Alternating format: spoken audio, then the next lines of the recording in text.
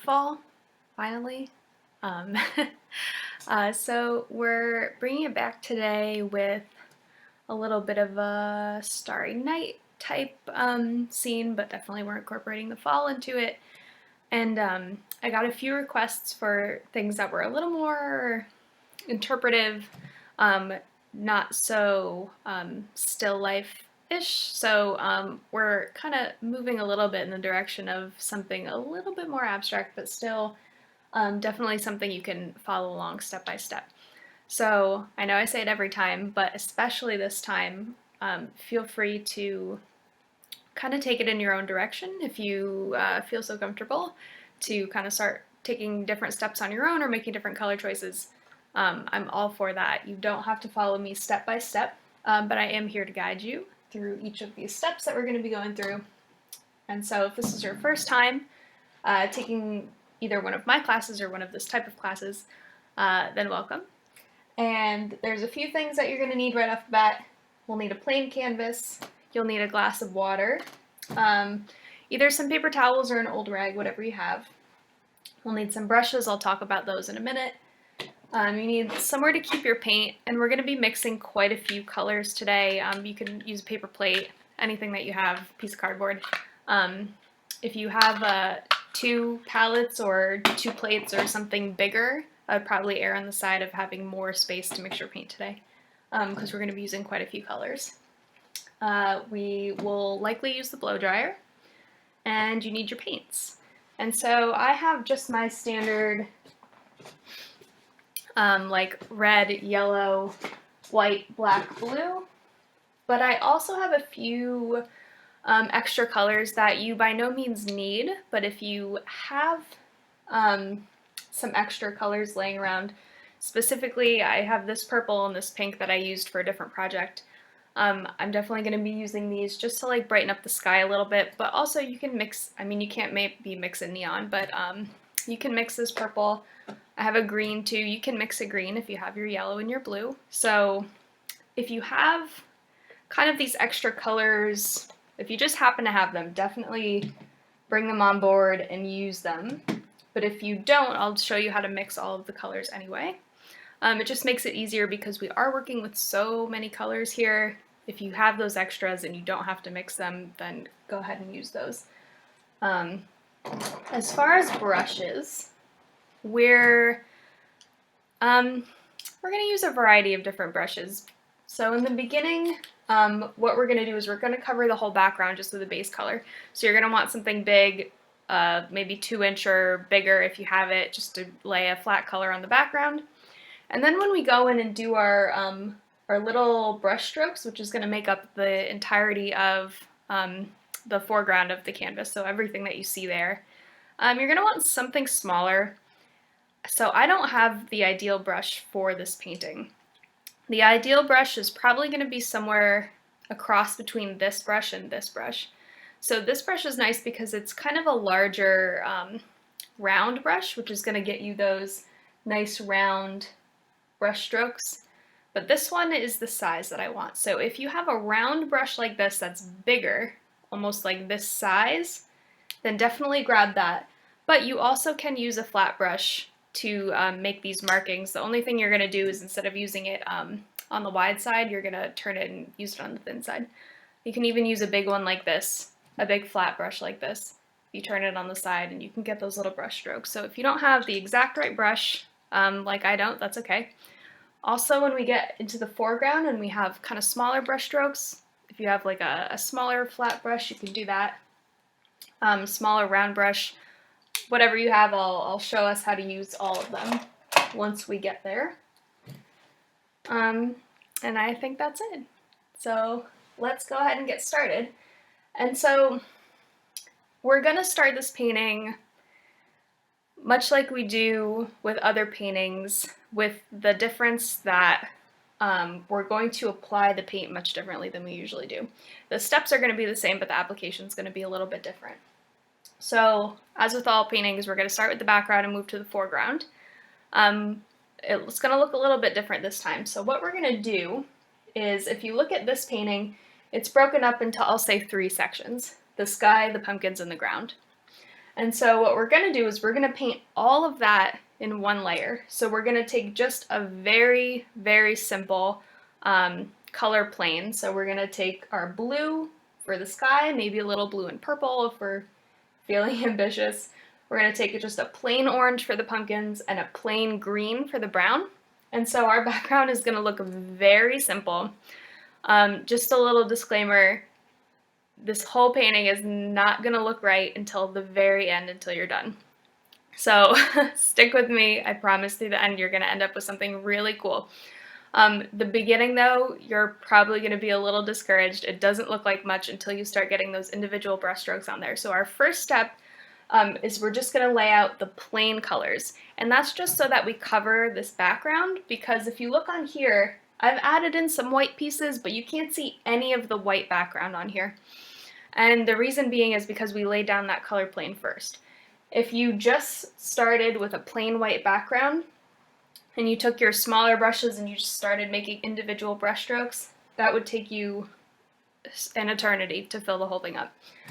So putting that color plane down in the background makes it so you have to make less individual brush strokes, but so that you get the illusion that the whole thing is covered in brush strokes. Little individual ones. So it's kind of like a little trick, but that's okay. That's why we paint, right? All right. So like I said, we're going to start off with a blue, an orange, and a green. And so if you have those colors already, like I said, pre-made, then use those. But if you don't, then we're going to mix them right now. If I can get it open.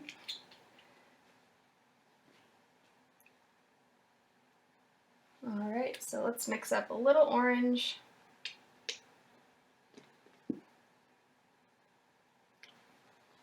Got my yellow and my red. And we have our green.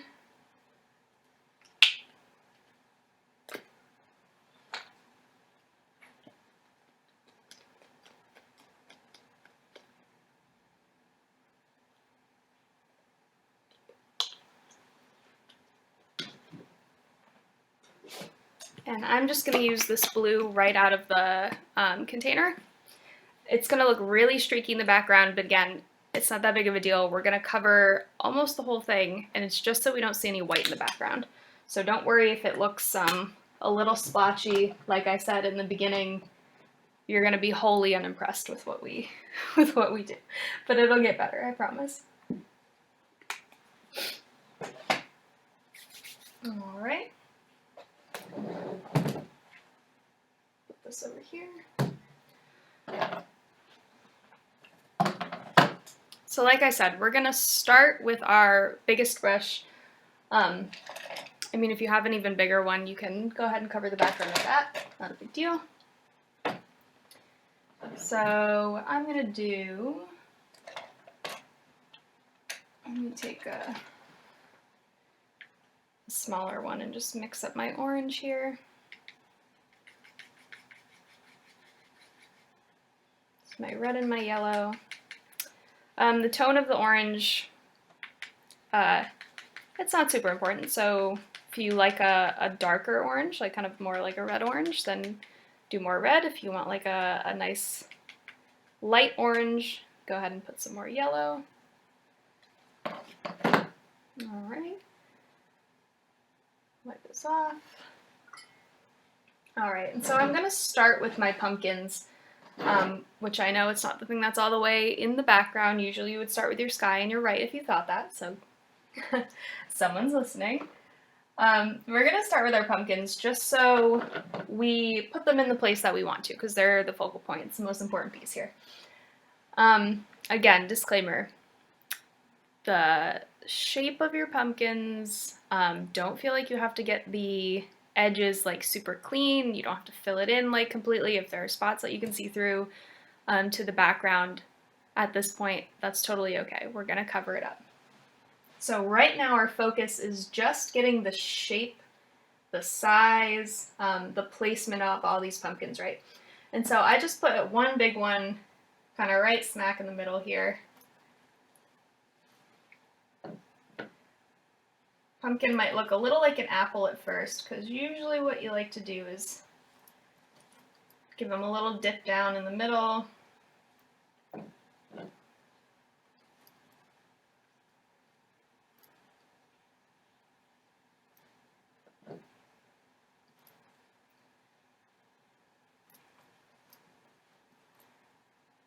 Now pumpkins come in all shapes and sizes, so if you have a tall pumpkin, if you have a wide pumpkin, it's not even on both sides, not super important. Alright, I'm going to do a smaller one over here, and yeah, they're going to overlap.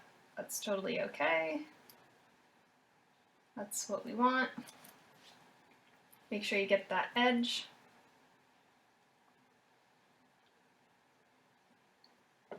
And then the one I have over here is, it's kind of laying down on its side so that we see the top vine of the pumpkin over here. So if you want to do that, you're kind of just going to exaggerate what we did up on the top here. You're going to make it a little more,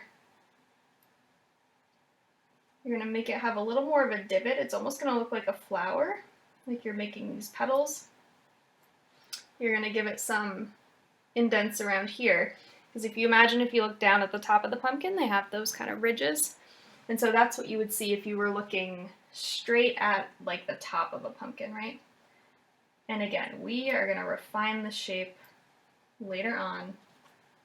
Do not worry, we just want to get our basic shape in there. Let me make this one a little bigger.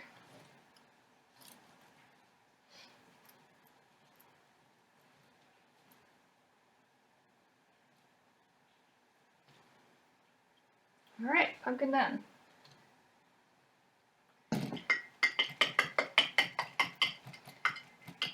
So here we're going to do the same thing with the background and with the ground.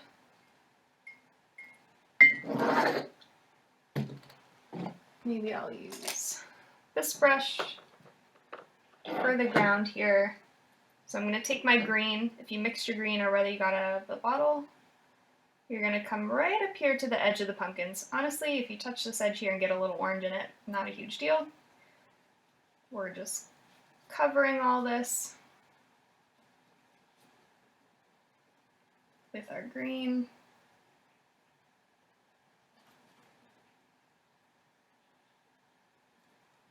Doesn't matter what size brush you're using here, what kind of brush stroke you're using. We're just laying down color.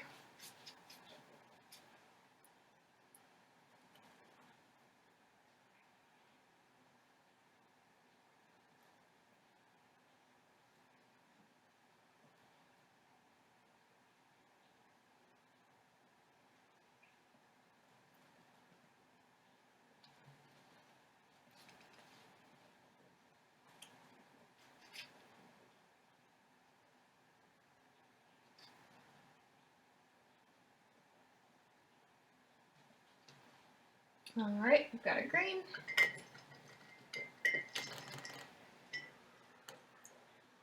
Now we're going to go in with the blue. I'm going to take my big brush back out that I used for the pumpkins. Going to wash this off, dry it really good. If this is your first time here, make sure you dry your brushes really good. You don't want to water down your paint, especially not in a painting like this where you're kind of giving that like thicker paint illusion. Okay. So dry them off really good. And then we're going to come in with our blue.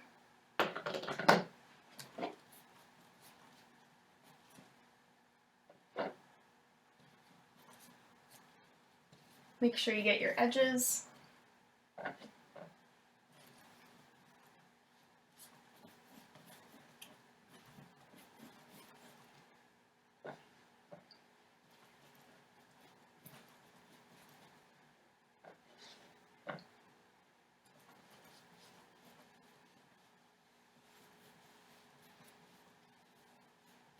And now, if you feel so inclined at this point, if you want your sky to be a little bit more purple, you can definitely grab either If you have a pink, you can mix it in with the blue, it'll make kind of a purple color. If you have some purple, you can definitely just add that in there too. Because if you look in the sky, in the master copy over here, it's more kind of blue-black at the top, and it kind of transitions in the middle to a purple, then down to like a reddish pink. So if you really like that purple color, or if you want like a majority of your sky to be that purple color, you can go ahead and do that. Like I said, we're taking a little step in our own direction this time. So do what you like, do what lends itself to the paints that you have. I feel like I always say this, but in this one in particular, there's really no right or wrong answers to this. It's very loose. It's gonna look beautiful no matter what. So take a chance. And the reason that this purple looks so good in the sky is because, generally speaking, the orange and the purple and the green are kind of on not opposite sides, but they're kind of all opposite each other on the color wheel. So each one of those colors makes the other ones pop in a really nice way. All right. So you see what we have at this point. Not a lot of anything, but that's okay. We're laying down our basics. All right, we'll rinse this.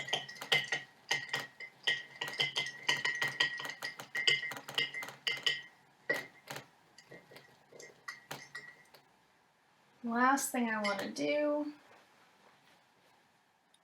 before we blow dry is I'll take a smaller, not a smaller brush, it's still maybe an inch, half an inch, 3/4 inch. And we're going to outline very generally where we want the moon and the stars. If you really want your pumpkins to be like the no doubt about it focal point, if you don't want to put a moon, if you just want to put a few of these little stars in there, you can definitely just do that. If you want a full moon, big round, like spooky full moon, you can do that too. Or if you want to do it just like I did, you can do that. And so you want to get kind of a lot of paint on your brush for this part. Some of the blue is going to bleed through, so we're not doing like a full-fledged painting, like a dark version of this moon. We're kind of just planning it out like we're doing with the rest of this, right? So I think I'm going to put my stars and such in the same places that I did last time. I think I like the way it looks.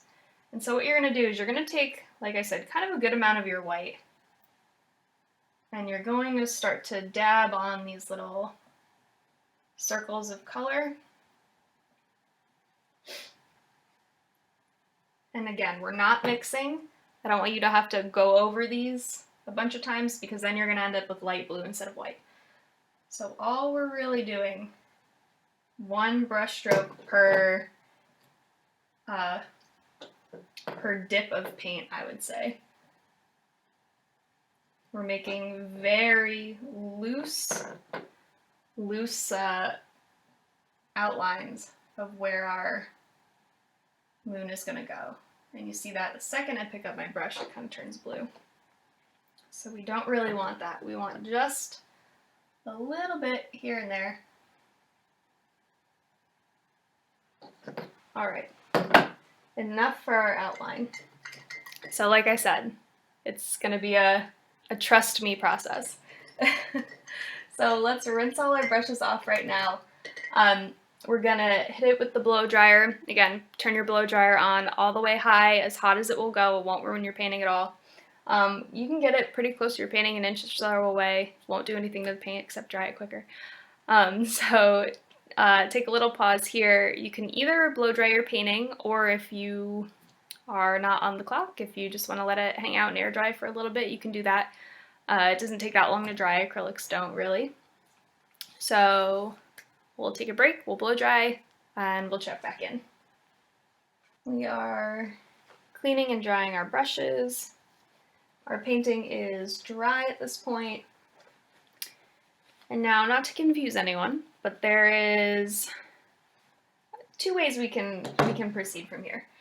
So normally, when you're doing a painting, you want to go background to foreground, and that's so you don't have to try to tuck anything that's in the background behind something that you've already painted.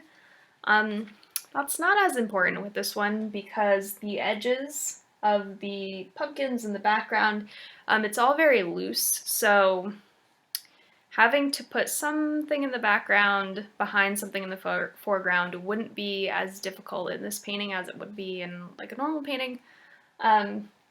With that said, we're still going to kind of follow that formula, but what we might do is jump back and forth between the three sections, like I said, of the painting before, which is going to be the sky, the pumpkins, and the ground. So we're going to start with the sky. We're going to do, I'll say, I don't know, 50% of the sky. So we're going to do kind of one layer of brush strokes in the sky. Then we might jump down to the pumpkins, do one layer of brush strokes on there, do one layer on the ground, and then hop back up to the sky. And so what that does is it gives the top a little bit of time to dry as we're doing the middle and the bottom, and then when we're doing the bottom and the top, it gives the middle a little bit of time to dry. And we definitely want these layers to be either somewhat or all the way dry in between when we do them. So what kind of happens if you do too many brush strokes at a time that are overlapping is that the colors start to really blend together and it gets a little bit muddy with this type of painting. So what we want to do is make sure that you have a really strong delineation between your pumpkins, your sky, the things in your sky, and your ground. You don't want it all to kind of like mush together, right? That's why we did these nice big background blocks of color there, because we want to keep everything really separate. And so in those sections is going to be kind of blurry, lots of different colors, all kind of on top of each other so that they blend together a little bit. But between the sections, you want to keep those nice and separate so that it doesn't just look like a mush of colors at the end. And that'll help these black outlines on the pumpkins, and there's a little bit in the sky too, a lot of black in the ground, that helps separate a lot, and that's one of the last things that we're going to do. So if we get like 3/4 of the way through and you're like, it still looks kind of like wishy-washy, that's okay. The black outlines definitely help. So don't fear. Another thing that we're going to be doing with this is we're going to be mixing a lot of colors and working with a lot of colors at once. So we'll do, let's say, each section at a time. And so right now, let's work on getting those sky colors. So I'm going to give myself the blue that I started with in the background. That was phthalo blue. If you have like ultramarine or a different kind of blue, that's totally okay too. I have a violet that I'm going to use in the sky also, so I'll give myself some of that. If you don't have a purple, you can mix your purple, your red and your blue. So to get a more violet color like this, it's closer to a blue than it is to a red, so at least this one that I have. So if you want your color to look more like a violet-y or like why can't I think of that color name? So if you want your purple to look a little bit more like a wine color purple, then add more red than blue. If you want it to look a little bit more violet-y like this one, then add a little bit more blue than red. So you can kind of tailor that purple to what color you like the best. Again, we're making choices here. If you have a pink, I have this kind of like neon pink that I just used a little bit down here. This is kind of more towards the end of the sky. It might be in that second layer, but I'm going to give myself a little bit of it just because I have it here and we're trying to lay out all our colors. I find that it's easier to lay out all your colors ahead of time. That way you can just kind of like be dipping and putting your colors in. You don't have to worry about doing your colors and then be like, oh, I need to mix like a purple or I need to mix a pink. If you don't have a neon pink, you can go ahead and just mix your red and your white. You can make a nice light pink. It'll come out almost just like that. So let's see, we have our pink, we have our white, we have our blue, we have our purple. We have our, let's see, yellow, and we only need for our background a little tiny bit of yellow here.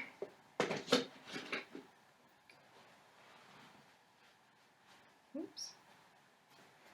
Okay, we only need a little bit of little tiny bit of yellow.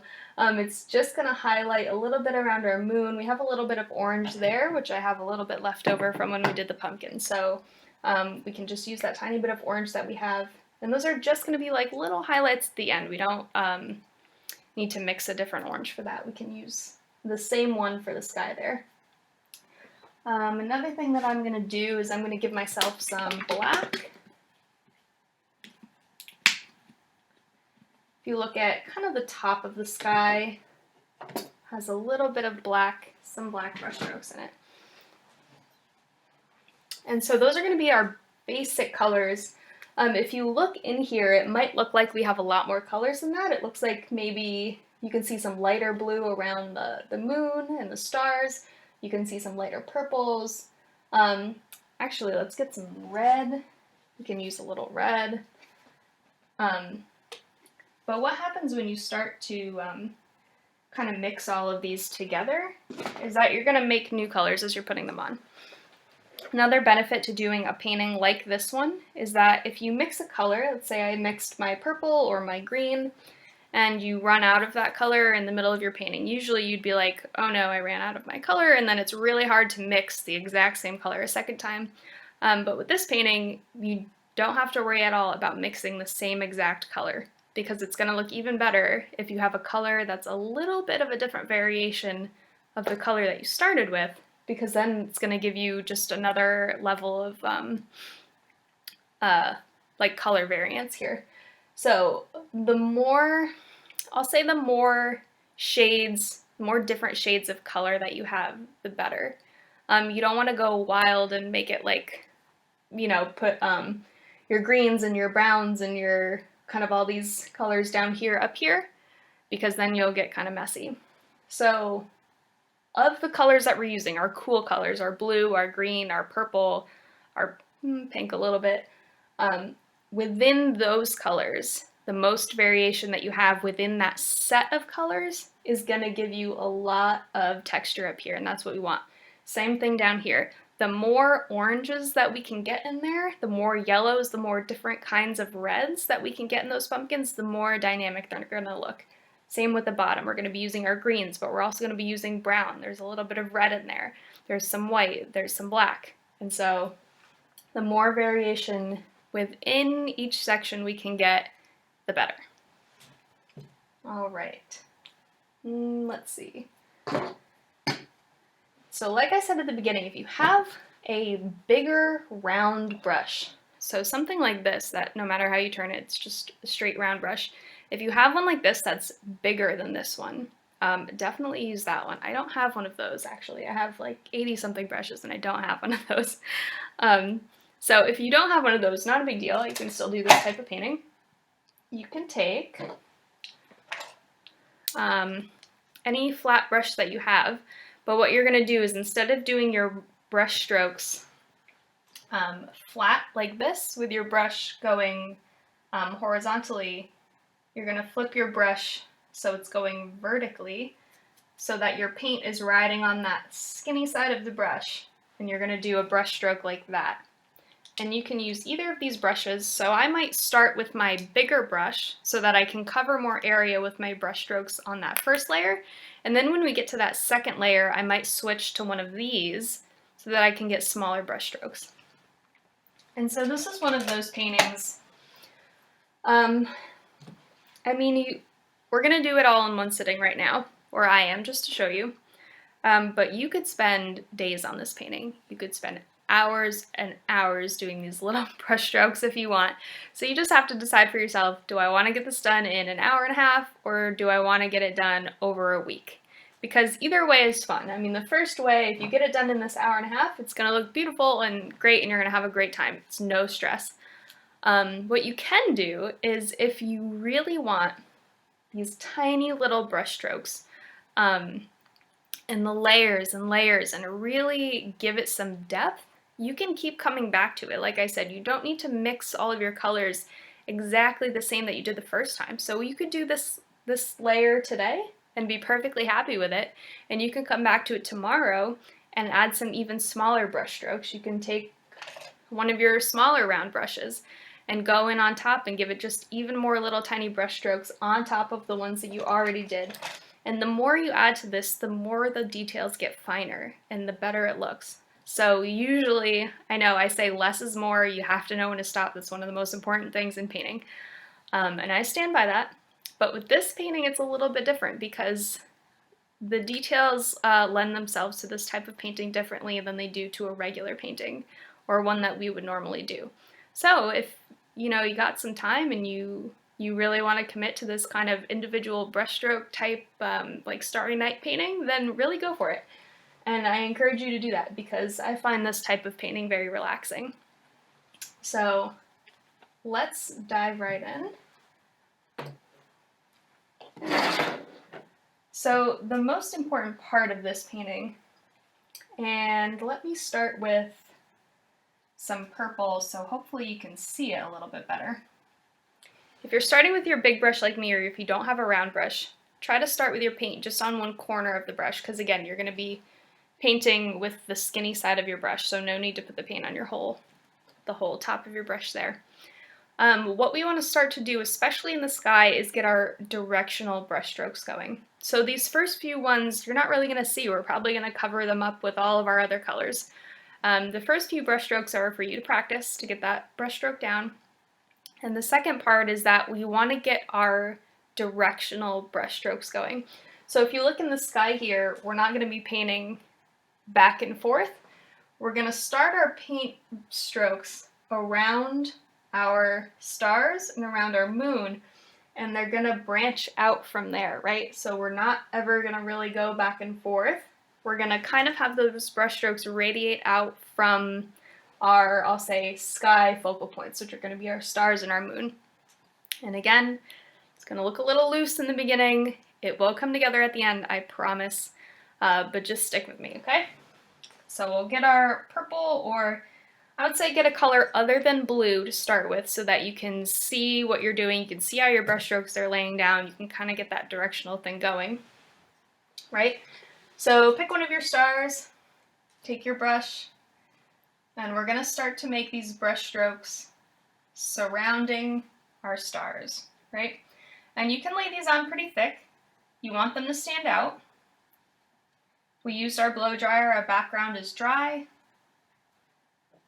Because the important thing with this brush stroke is that you don't really want it to blend with any of your other ones. I mean, they're going to blend a little bit, definitely. But what you want them to do is kind of stand on their own.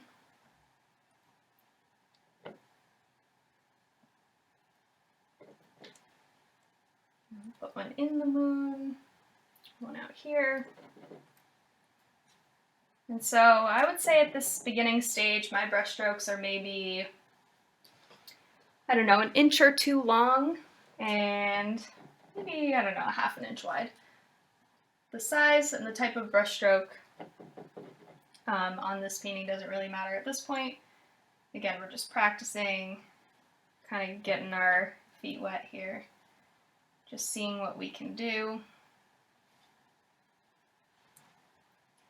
All right, and you're going to start to come up on your pumpkins.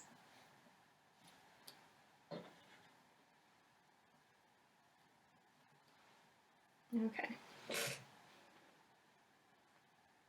So if you see there, whenever I'm around a moon or a star, I have the brush strokes going in a circle around them and kind of radiating out. All right, that's how we're going to start. And so essentially what we're going to do is we're going to follow that same pattern. We're going to kind of circle around each of the pieces in the sky here, but we're going to switch up our colors. So next I might grab my blue, I might grab some white, a little red, some black, whatever those kind of cool colors we have for the sky, and we're going to do this with all of those colors. And so what you're trying to do is fill up a majority of the background. some pieces can stick through, that's why we painted that background blue, right? So if some of your little background areas stick through, that's totally okay. We covered ourselves in that aspect. But we just want to start to fill the background a little bit. So let's go ahead and do that. You don't have to go in any particular order with the colors. It doesn't really matter. And your brush strokes are going to overlap. They're going to overlap themselves. That's the whole point of this. So don't be afraid for them to touch each other on your painting. That's what it's meant to happen. So I'm going in now with my dark blue.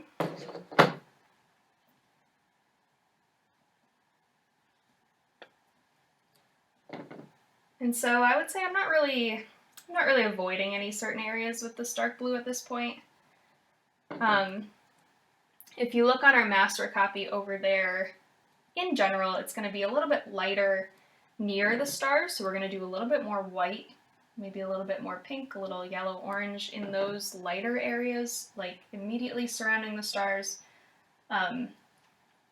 So if you want to, let's say, not load up the middle with this dark blue, you can still put some brush strokes in there. If you look at here, there's dark blue in here, there's some dark blue in here. I mean, it does get in there, so definitely don't avoid those areas, but we'll leave some room for some of those lighter colors. And so to that point, there's no areas on this painting where one certain color or one certain brush stroke is prohibited, I'll say.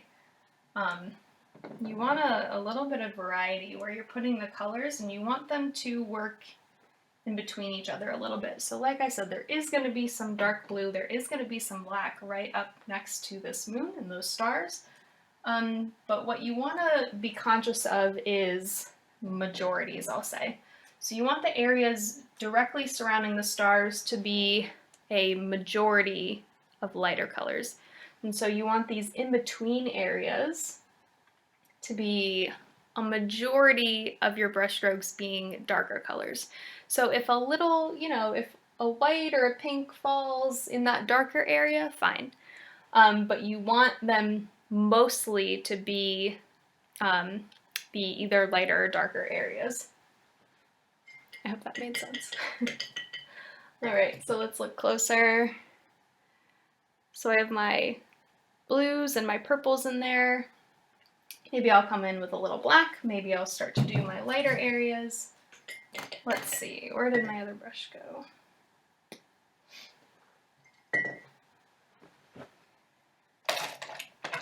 There we go. Okay, so let me do a little bit of black. And so, and I switched to this brush. I could rinse out my other brush and use this one if I want, no big deal. I will note though that in between my dark blue and my purple, I didn't rinse my brush, I just kind of went from one color to the other. I chose a different brush for this one. And so with this black, I'm going to try to re-describe what I just described because I don't know if that made sense. So in general, we'll try to keep this black, since it is a really dark color and it does spread, we'll try to keep this one more on the in-between parts, more in this top area of where the stars are. With that said, I mean, if you look over here, there's some little black streaks in here. We're definitely going to go back in that second layer and refine a little bit. But don't load up this black right next to your bright stars or your bright moon. Okay, so just be a little bit conscious of where you're putting them. But if you do, I don't know, if you're just going for it and getting carried away and you happen to put a black stroke like right next to your star, don't worry about it. We're going to probably do that eventually. You'll just be ahead of the game.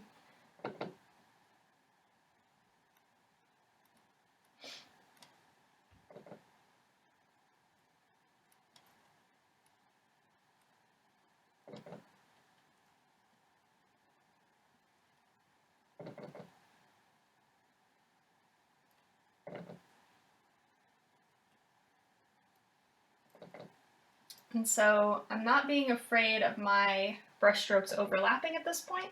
I'm kind of trying to identify the places where I can still see my background a little bit. Again, if you can see it a tiny bit, that's fine, but we just want to make sure that in general, we are still getting that directional brush stroke, right?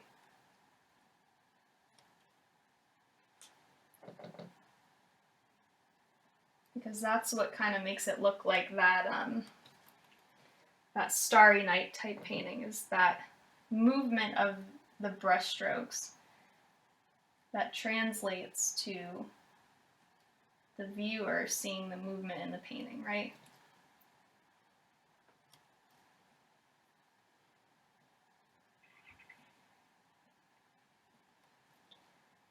And another thing, I know it's really easy to get caught up in where exactly you're putting these brush strokes. You're at the beginning, you're probably going to be nervous and you're going to want to put one down, then step back and look at it, and put one down and step back and look at it, which is okay when you're starting, because I get that it's a little uncomfortable. We usually don't paint like this, but I encourage you to be kind of quick with it. I mean, laying down brush strokes one right after the other, it'll help you kind of identify those shapes a little bit easier. And I mean, we like painting and we enjoy it, but we don't want it to take 8 hours. It'll feel more comfortable the more you go. Also, find comfort in the fact that, like I said, we're not going to see a lot of these in a little bit, especially when we go in with our second layer. So take these as your practice ones. Go really quick, lay these bottom ones in here. Don't be too worried about where they're going or what's going on here. And I promise it'll sort itself out. All right, so let's see. Let's go in with a little bit of light color now. So if you look at my palette here, I have quite the variety of colors. But my blue and my purple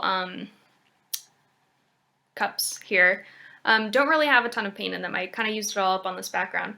So what I'm going to do actually is I'm going to take a scoop of my white, and I'm going to put a scoop of white in each of those little palettes, because there is a tiny bit of that color left. And I'm going to mix that up, and I'm going to create a light blue and a light purple. And I'm going to throw these into the background. Right, and so this doesn't need to be any particular tone. If yours is a little lighter than mine or a little darker than mine, that's fine.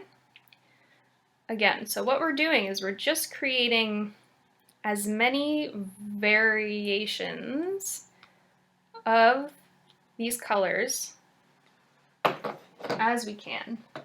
So my purple came out really light. Let me add a little bit more purple.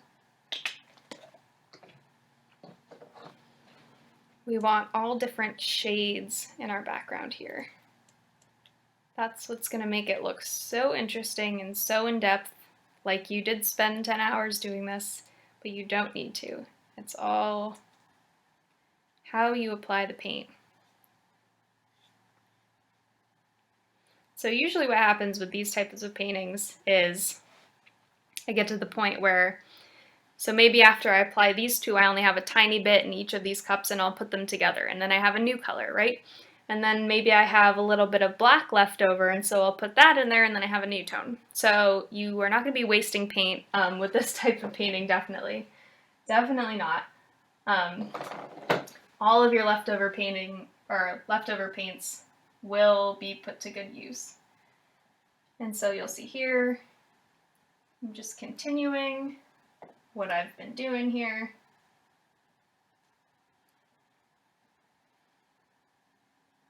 And so this lighter purple and this lighter blue, I'm gonna take those a little bit closer to these stars, because you want the areas around the stars to be a little bit lighter.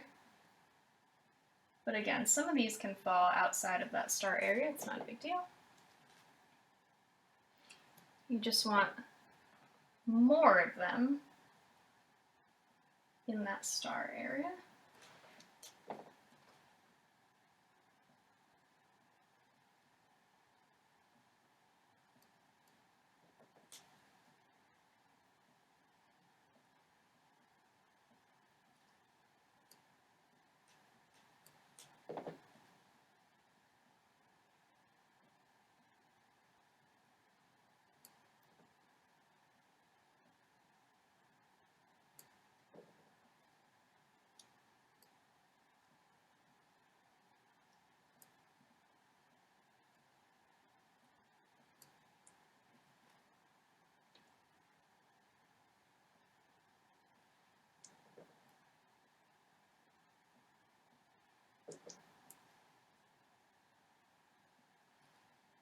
And I'll say, just as we're going here, if you have any questions while you're doing your painting, if you happen to be watching the video live, feel free to ask a question in the comments if you're a little unclear about anything that has to do with the process or mixing a certain color, or you just have questions in general. I usually try to pay attention when the class is going on in the chat there. So I'm usually available to answer questions. If you're unsure about something, definitely let me know. Or if how I'm trying to describe this is not clear at all, then let me know and I'll try to clarify a little bit. All right, so I did my purple. Let me come in here with some of my blue and I'll do the same thing. Again, I'm going to kind of focus these lighter colors on the insides, near the stars a little bit more.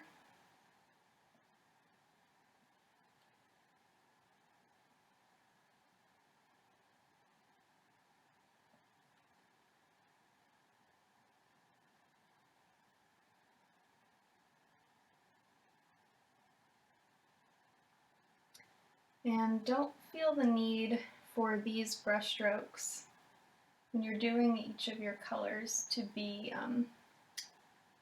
equidistant from each other. You can have some areas that are, you know, heavier on the blue, heavier on the purple, and that's totally okay.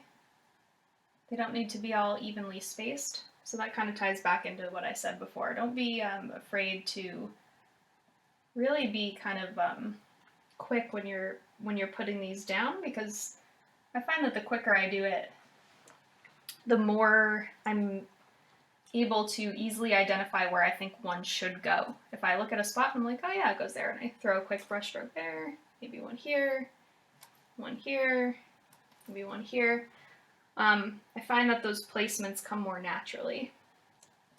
So definitely go with your gut on this type of painting. All right, we're starting to come along, huh?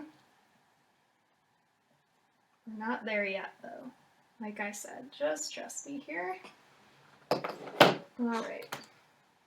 Gonna rinse.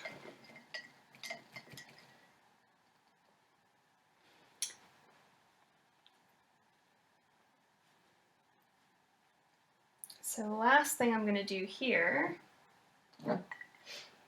is, in this painting I have a little bit of like a blue to purple to red transition going on. So we'll start that up a little bit here by, I rinsed my brush off. So I'm going to start to put a little bit of reds and a little bit of pinks down here closer to the pumpkins. But again, if you look in this painting, some of the pinks kind of made their way up here. I have some reds in here. So don't feel like you have to put them in this one section and then stop right when you get to here. All right, so you want them to kind of blend up a little bit.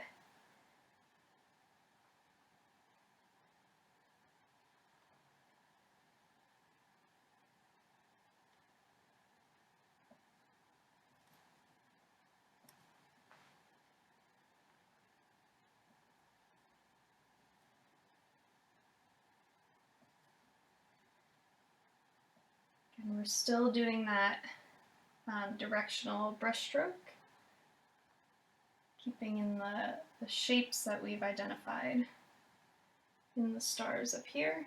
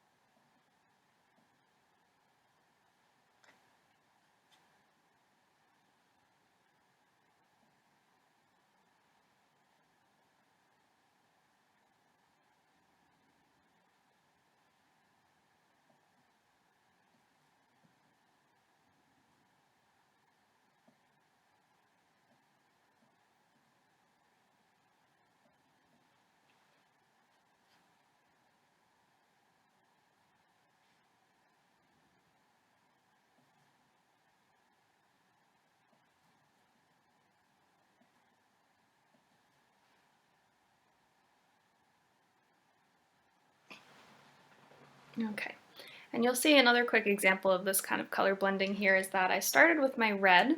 I did my red brush strokes. Then I switched over to my pink. I didn't wash my brush. I just kind of put the pink on there. And then I switched back to my red.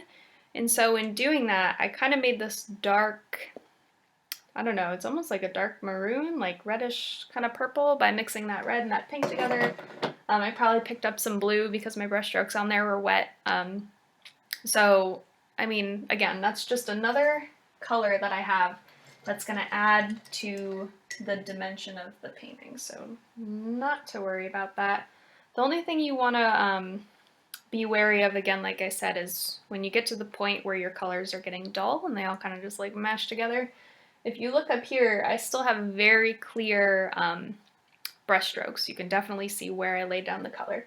Blends a little bit down here where the colors start to blend into each other a little bit, so definitely want to be wary of that, but not afraid of it. Let's see. So the last thing I might do in the sky is I'll take a little bit of white and maybe I'll come around just around the middle of the stars and the moons here, and I'll do a little bit of white just to really reinforce that these stars are shining, they're giving off light. And if you feel like you've kind of lost that that lightness around your stars, then this can help kind of bring that back.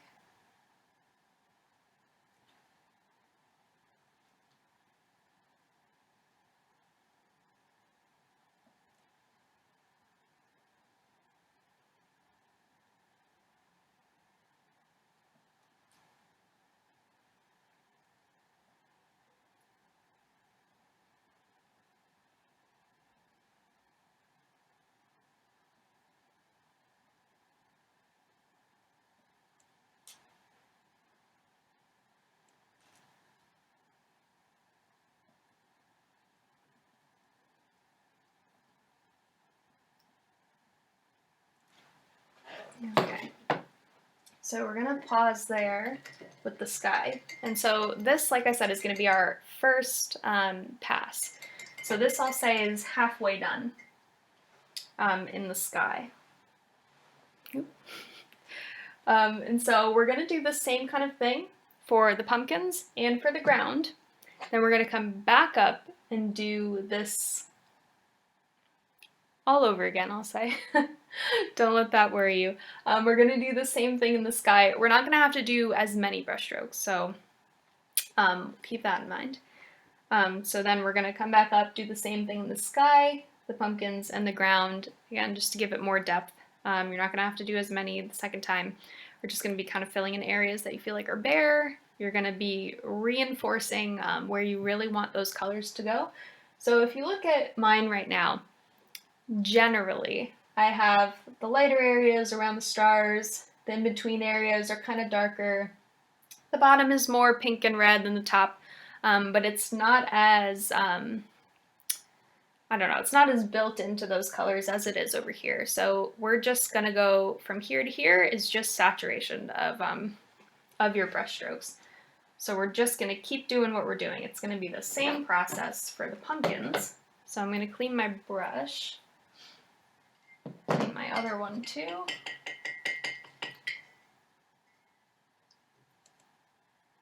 And so at this point, you're going to want to mix up your colors for your pumpkin. I would say have some plain red. I would have some orange, so if you need to mix that up or if you have a tube of it, you can use that. I would say have some plain yellow, but what kind of happens with the yellow is it doesn't show up very well on its own, especially against the red or the orange. It gets a little transparent. So in place of having what I'll call a plain yellow, I would say take your yellow and mix it with a little bit of white so it comes more to this like butter yellow. It's just off yellow. It doesn't have to be super white by any means. You just want to add a little bit of white in there so that it can hold up to those other colors. Alright, so I'll get a little of my red.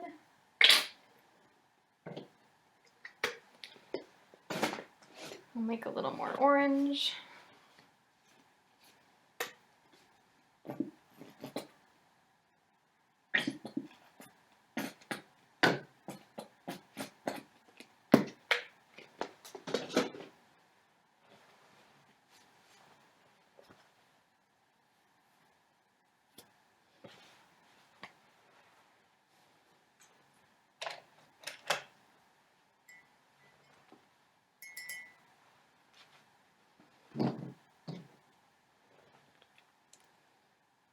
Alright, so we're mixing these up. Have my white and my yellow, my just off yellow here. We'll mix up my orange.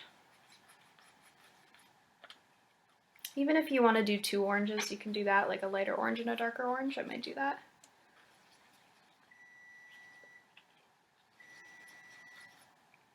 We have our plain red.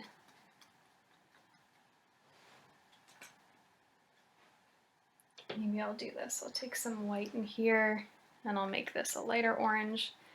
And if you have that kind of bright pink color like I have, I mean, that would look good in your pumpkins too. It's kind of a, if you have that kind of neon pink color, I mean, it's, I guess pink is technically a warm color, but it does look nice with the cool colors too. So that can kind of be something that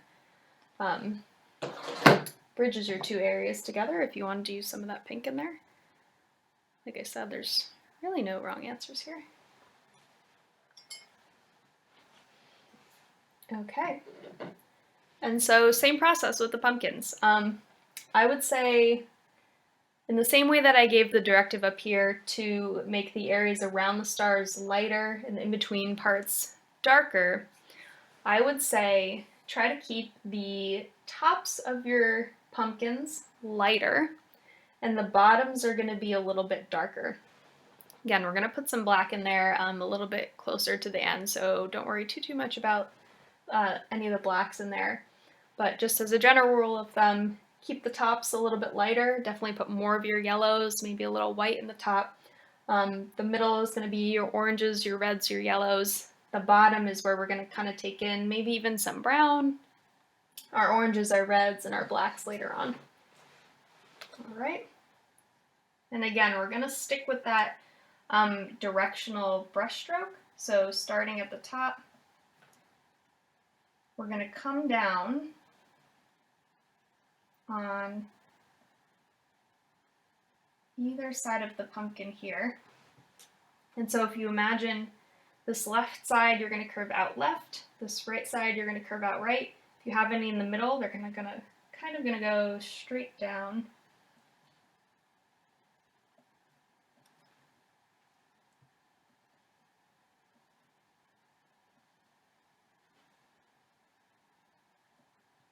And now this pumpkin over here on the side, if you want to put like a little circle here in the middle to represent your stem, your vine there, you can do that.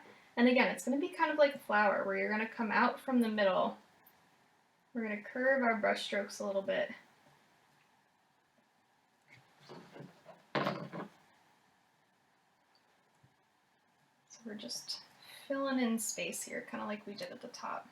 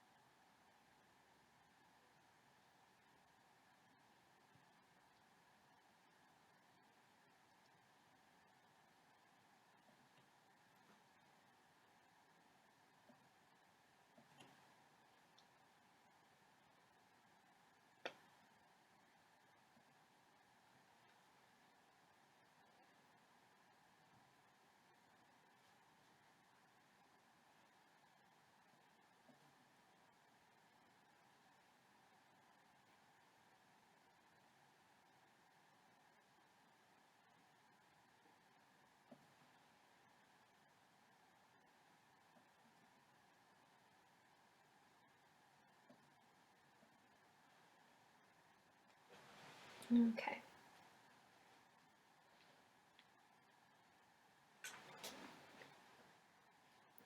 And so what you can do at this point is if we do want to take some brown into those pumpkins, we can definitely do that.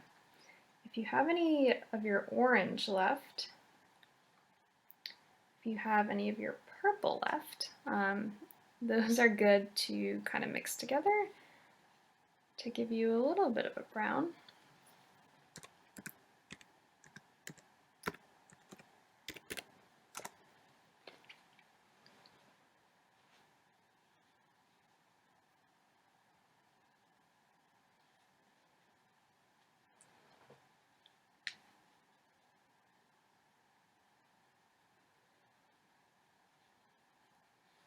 If you don't have any orange or any purple left, you can take your red, your yellow, and your blue and mix those together, and that should give you kind of a brown color.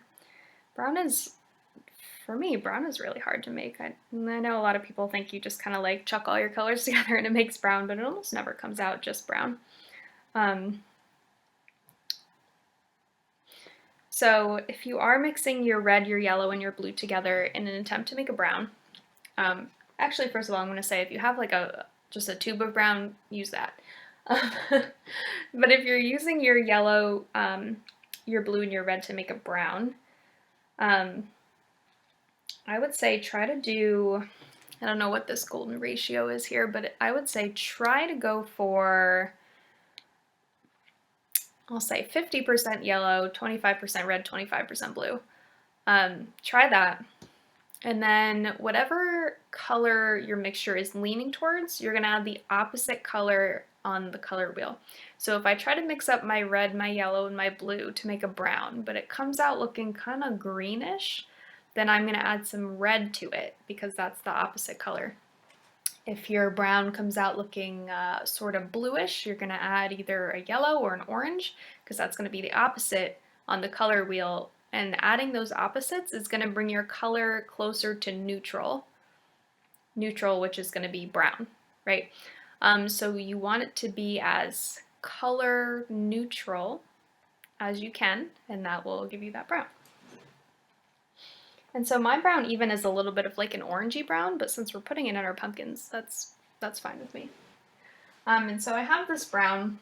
I'm going to kind of put it, I'm going to put some pieces all over like we talked about with all of our colors, but I'm going to keep it closer to the bottom, I'll say. And again, this is just our first pass. Remember, we're going to do the same thing in the pumpkins that we're doing in the sky.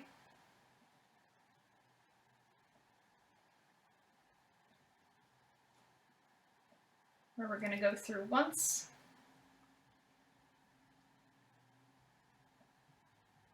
And then we're going to go through again. Kind of refine everything.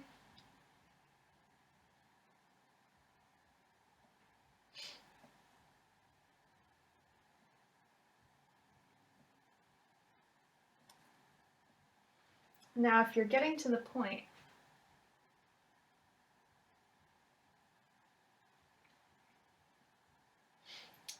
like I did, where my colors are kind of starting to mix together, maybe a little bit more than I want. If you feel like you're putting down your brush and you're not depositing any paint, you're just kind of picking up the paint that you've already put on there, then I would say that is your cue to stop. Let that dry for a little bit. Like I said, we'll give it that time that it needs to dry in between, and then we'll go back in the second layer when everything is dry. All right, so I'm going to rinse this.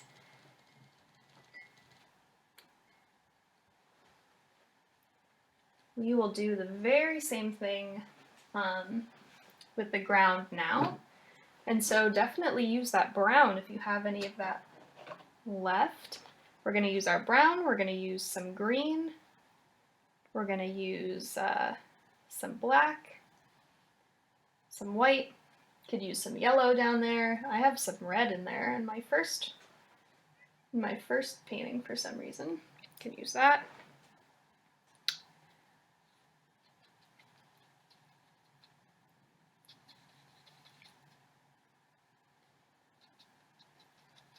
So I'm just mixing up a little bit more of my brown.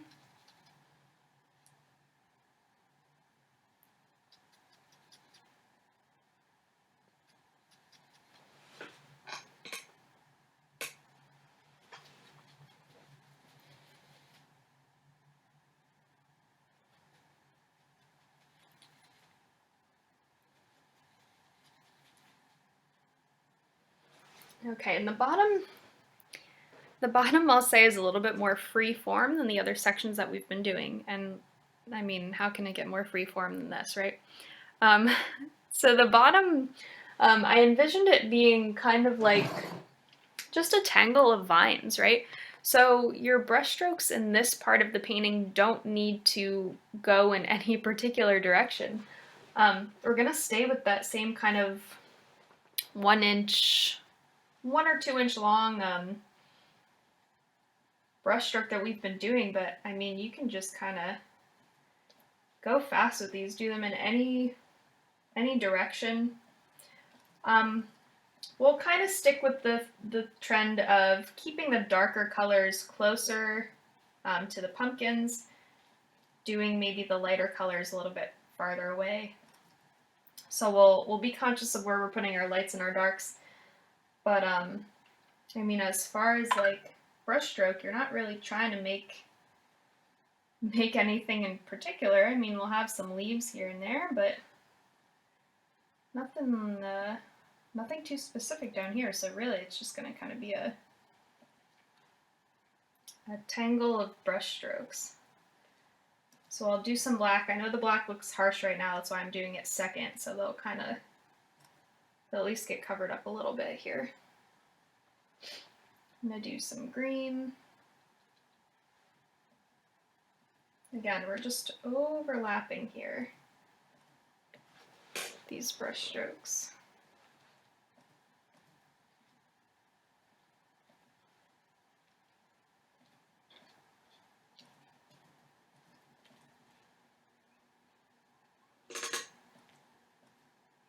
And if these go over the bottom of your pumpkin here, that's okay. We're going to do that on purpose here. We're going to have kind of the vines and such that we make overlap the pumpkins a little bit, so they look like they're really kind of just nestled down there in the little pumpkin patch. You don't want them to look like they're just floating.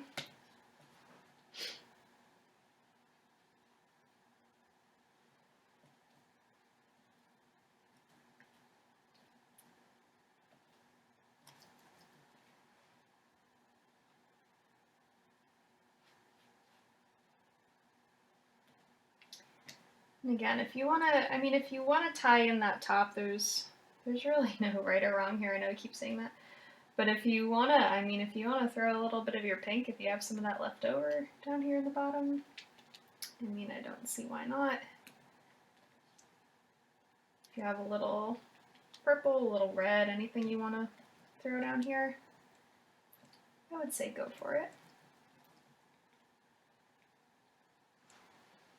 All right. So phase 1. See, we're almost there. You see how it's coming along, right? Hopefully at this point you see the process. All right. And so I'm going to call this the halfway point. And so from here, I mean, you get the general idea. So this is the part where I would say if you know that you're going to spend days and days doing these little tiny brush strokes, this is the kind of routine that you're going to go through. You're going to do a layer like this where, again, you're being conscious to keep all of your brush strokes distinctly separate, right? So you don't want too much blending. So when you start to get to the point in each section where your colors are just kind of like blending together a little bit too much, then you move on to the next section. And when you feel like they're blending a little bit too much, then you move on to the next section and kind of rotate through these three until you get to the level of refinement that you want. And so we're going to do just that, but just for the sake of time in the class here, I'm going to stop here and blow dry everything. It might not get 100% dry if you have some areas that are really thick paint, which is kind of the nature of this painting. So if you have like 1 or 2 big big brush strokes that aren't dry all the way, that's fine. You just want a majority of the painting to be dry so that in this second layer, when we go on with our other brush strokes, everything's not just bleeding together. We kind of want our second layer of brush strokes to sit on top of that first layer. Okay, so we're gonna, I'll say 90% dry this at this point. Then we'll come back and we'll do our second layer. And this is also where we're going to be putting in some of our stronger highlights. So we're going to be highlighting kind of the moon and the stars. We'll highlight the tops of the pumpkins. We'll do some little highlighted leaves in the bottom. And we're also going to be putting in our, I'll call them outlines, because they're not going to be full outlines.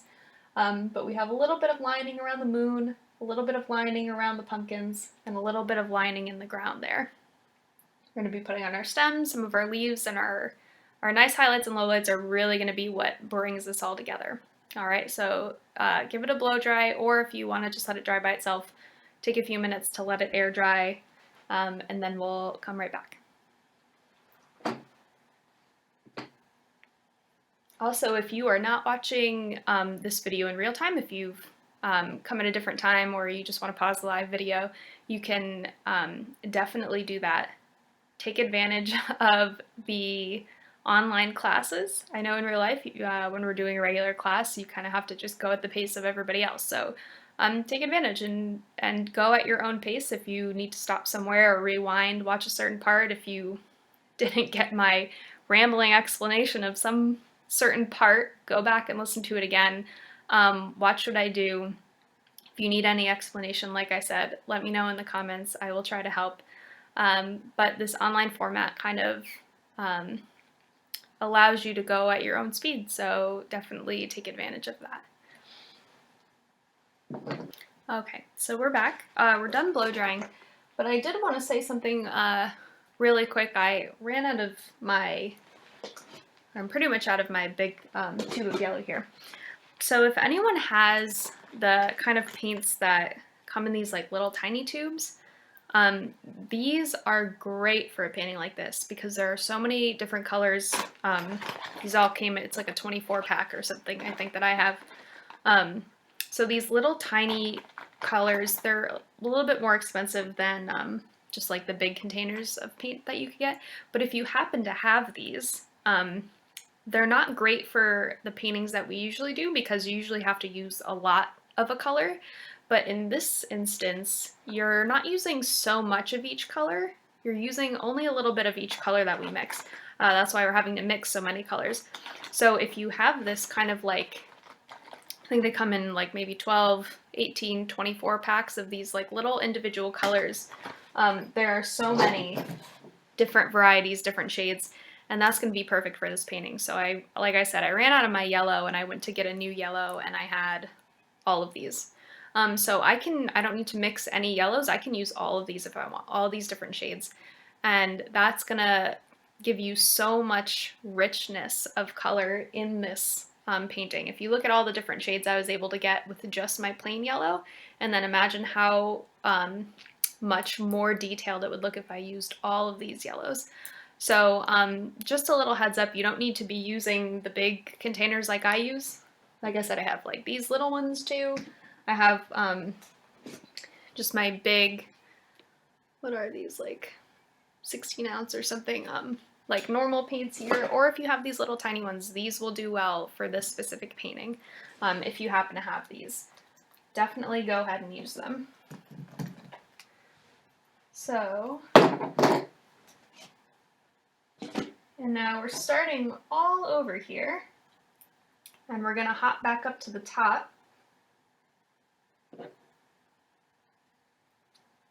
And we're gonna do everything again.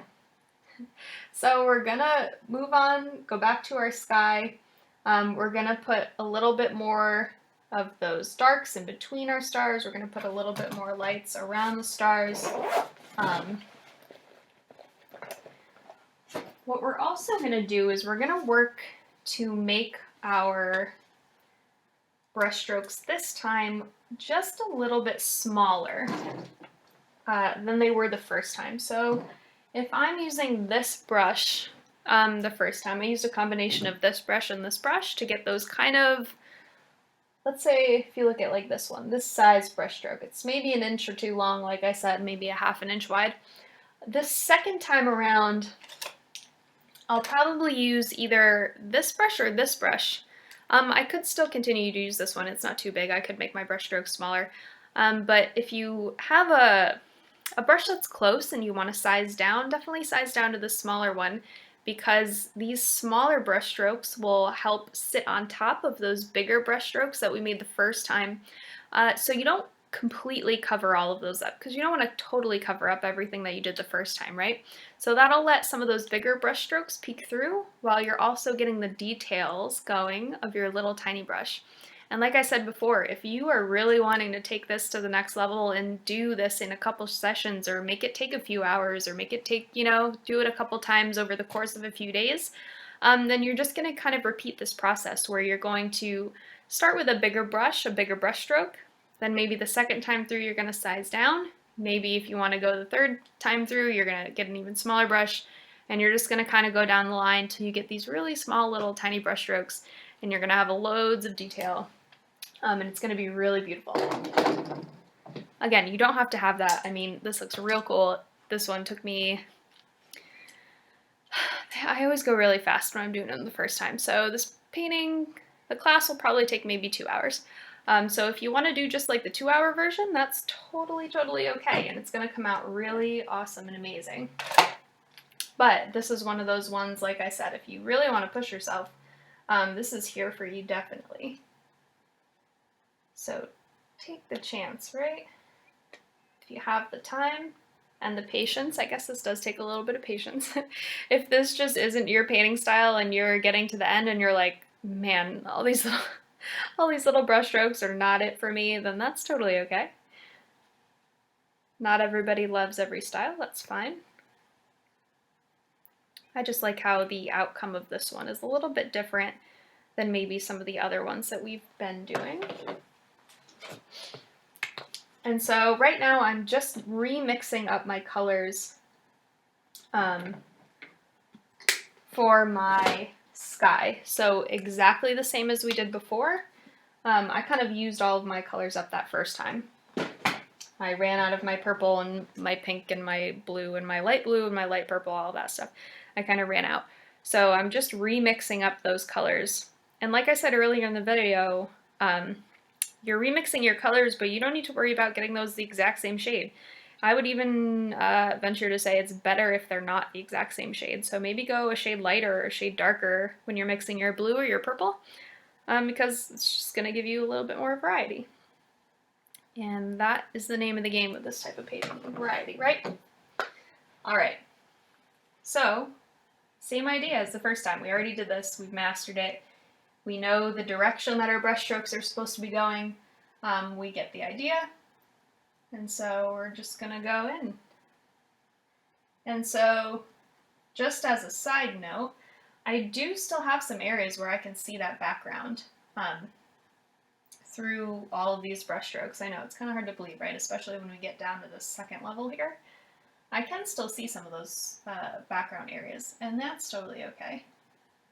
We don't need to cover everything up completely, and that's why we painted that background. We're just doing the best that we can to kind of fill in here. And if you're kind of unsure about going in with the second size brush stroke here, just kind of keep track of where I'm putting my brush strokes, and look at the size difference between the ones that I'm creating now and the ones that I created kind of that first time through. I mean, they're a little bit smaller. You can do some that are bigger and some that are smaller. There's no particular formula here. It's just kind of trying to keep a general size in mind.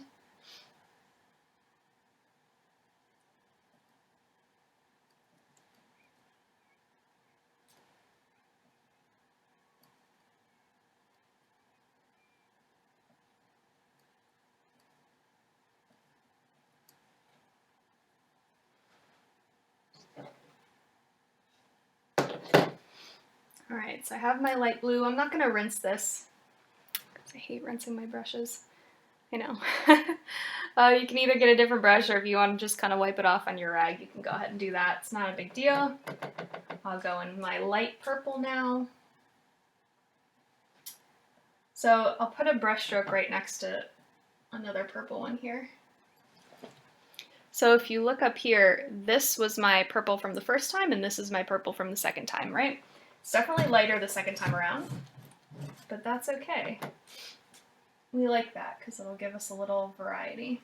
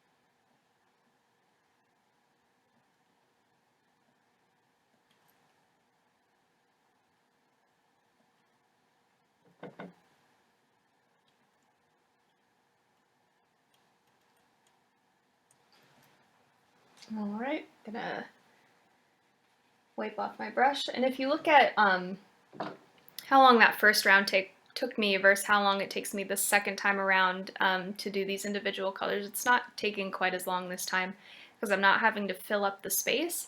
I'm kind of using this second round to identify any gaps in my background. So if you have any spots where you really can see through to that background color that we did, try to fill those in. Like I said, not every spot needs to be full, but if you have any areas that are like very thin, then that's kind of what the second round is for. I'm going to go in with my dark blue, just the straight out of the bottle dark blue that we used before. Oops.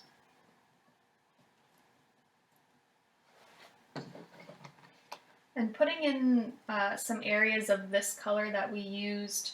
This is the one right out of the bottle that I used to cover the background, just plainly when we brushed that color on the background.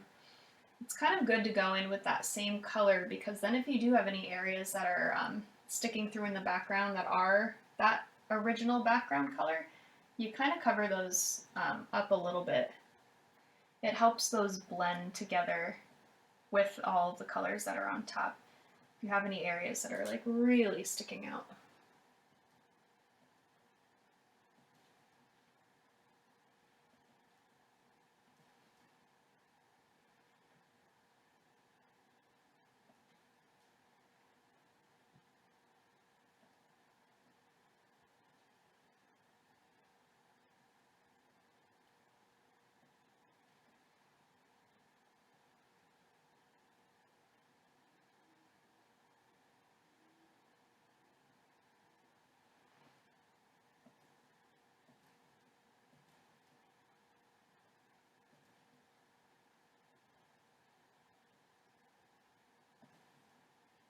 Again, these don't need to be exclusively on the outsides, away from where the stars are, but try to focus these darker ones kind of on the in-between areas where the stars are.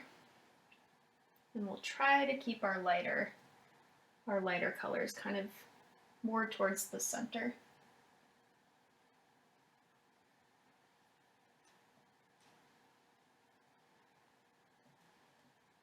All right.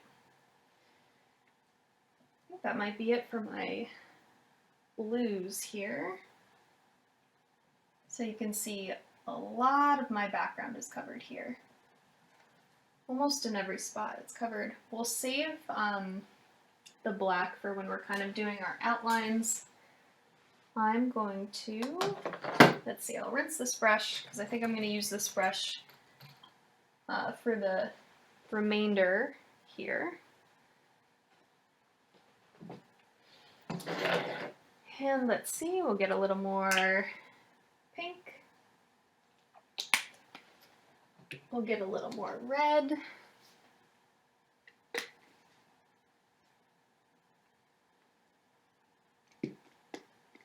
To use for this bottom area. So I'm going to kind of come in this area, do a little bit more of my red, a little bit more of my pinks.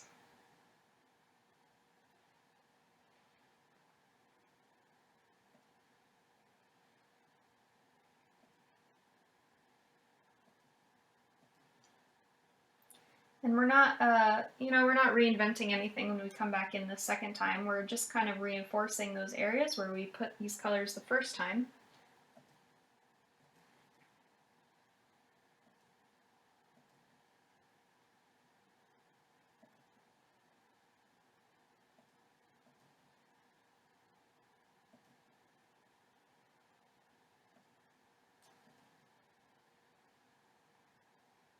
And again, some of these can fall, up in here where you maybe think that they don't belong.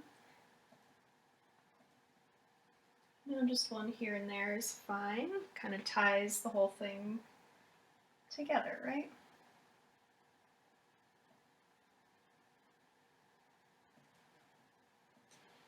Okay, so just a little red, I'll move to my pink.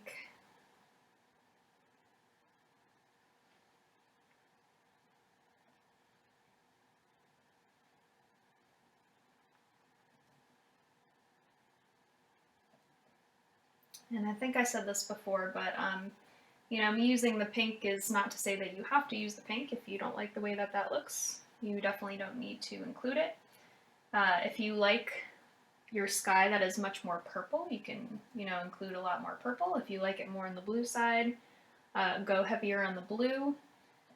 It's kind of, dealer's choice here.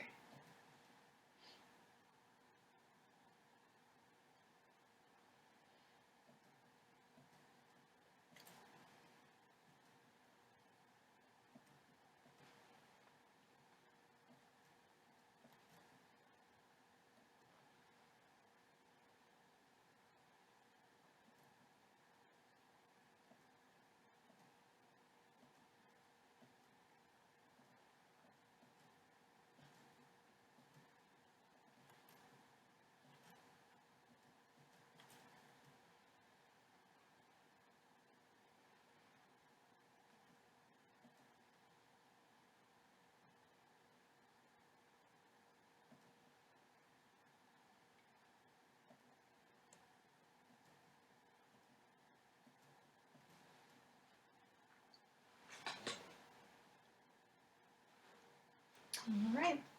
And if you even look on this painting versus this painting, my brushstrokes in this second painting are even a little bit more separate from each other than they are in this painting. In this one, they blended a little bit more together. If you can see, especially in this pumpkin here, a lot of these brushstrokes kind of trailed off into one another, and so they are blending a little bit more here than they are here. And so that's just two different styles. If you do want yours a little bit more meshed, blended together, I still would say be a little bit careful so that they don't all bleed together too much and it becomes kind of messy. But if you do want them to be a little bit more cohesive than if you see here, then you can definitely do that. There's no problem doing it either way. You're going to get a similar outcome. That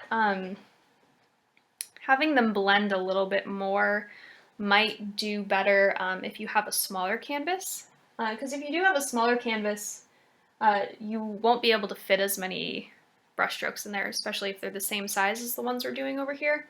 And it might look a little too vague, like too big of brushstrokes. It'll kind of end up looking too, like not as much detail. So if you want them to be a little bit more concrete, then I would, your shapes to be a little more concrete, I'll say. I would go with this kind of style a little bit more, but if you have a bigger canvas like this and you really want to kind of play with that separation of your different colors and your different textures, then let them hang out on their own. I know it's gonna be a little hard because I'm always saying blend all your colors together. You know, you want a nice smooth transition between your colors, and blending's kind of our thing. That's like one of the main things we've learned here in our classes. But this one, try really hard. We're not gonna blend. I know it's going against everything that we've been taught. Am I right? All right, so I have all of my, I'll say, main colors in the sky here. And so what I'm going to do right now is I'm going to start to come back into the moon and the stars. And you can do multiple brush strokes here. This isn't a big deal, this part. But I'm going to start to kind of reinforce the shape of my moon with some white. I'm using the same round brush that I used before. You can use whatever brush you feel like you are comfortable with. But I'll say even with this part, it doesn't need to be a 100% filled in, very, very concrete moon. It can kind of, be a little bit of a interpretive shape here, I guess. Because we're going to come with those outlines and things, and it's going to change a little bit. And so I'm going to do the same thing with the stars here. I'll come with my white. The center of my star is just kind of like a round, like a circle, I guess. It doesn't even have to be a circle. I'm going to lay some of my white out on the outsides. We'll do the same with the moon over here.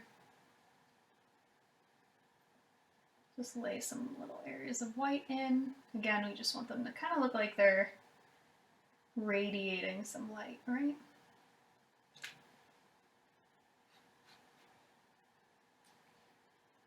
Got one up here.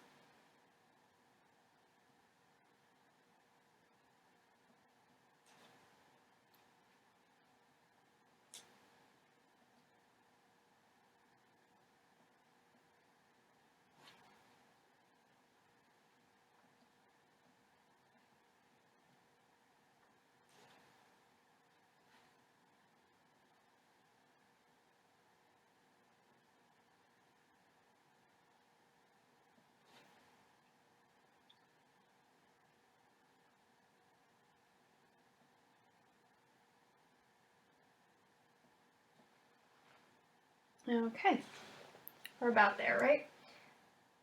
So what we're going to do now is we're going to take a little bit of our yellow, specifically, maybe a little orange, whatever you feel like your painting calls for, whatever you prefer. Again, let's take some of that yellow, but mixed with a little bit of white. We don't want like a pure yellow. It's not going to come out the same. It won't show up as well.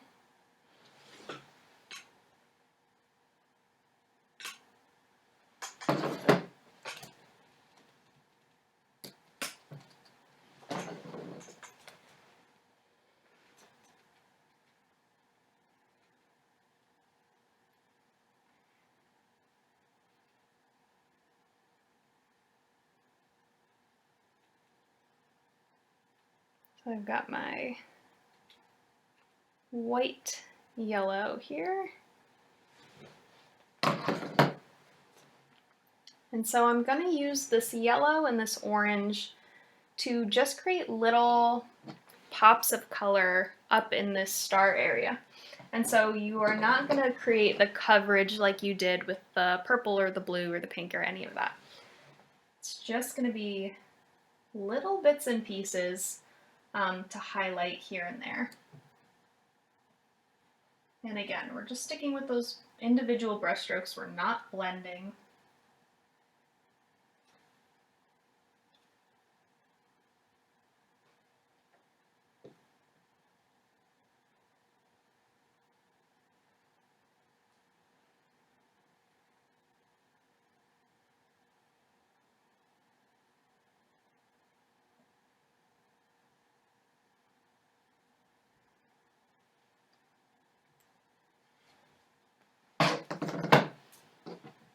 And if you get some blue on your brush with that yellow, make sure you rinse it off so you don't have a green sky.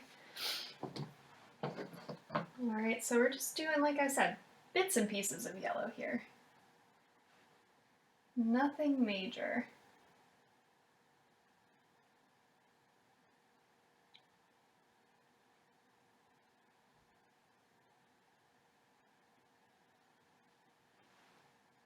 Right? So you can't, I don't know if you all can see it that well because of the glare. Here, let me bring it in there a little bit there. You can see. It's not too much yellow, maybe, I don't know, I would venture to say 10 to 12 brush strokes of the yellow in here. And you could do the same with your orange if you want. Let's see.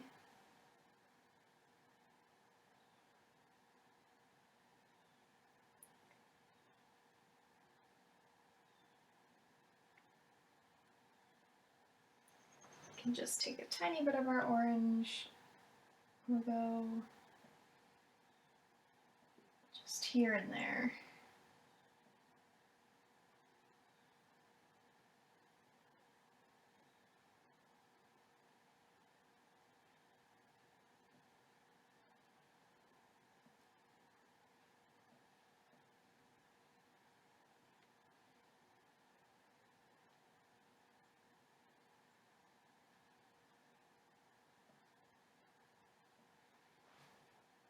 Okay.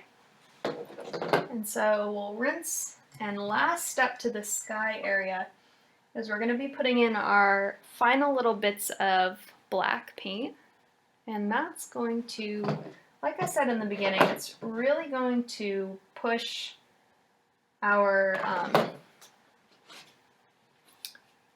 individual shapes and make them stand out from each other.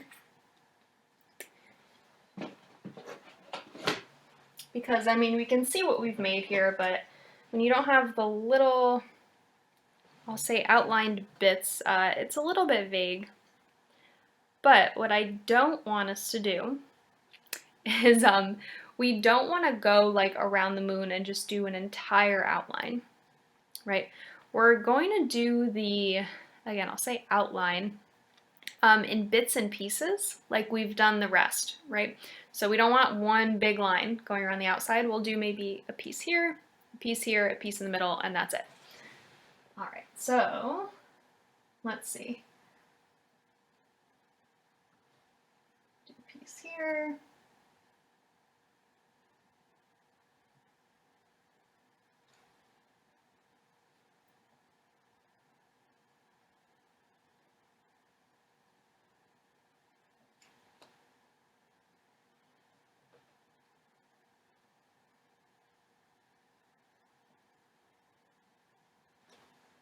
And then if you still have areas, maybe on the outside of your moon where you want to do a little black. I know we didn't go through with the black the second time around, so if in any of these little in-between areas you still feel like you need some black, you can put those in here. But we're going to do the same with all the stars. You don't need a ton, but we're going to give them just a little, I won't say outline, a little definition, I guess.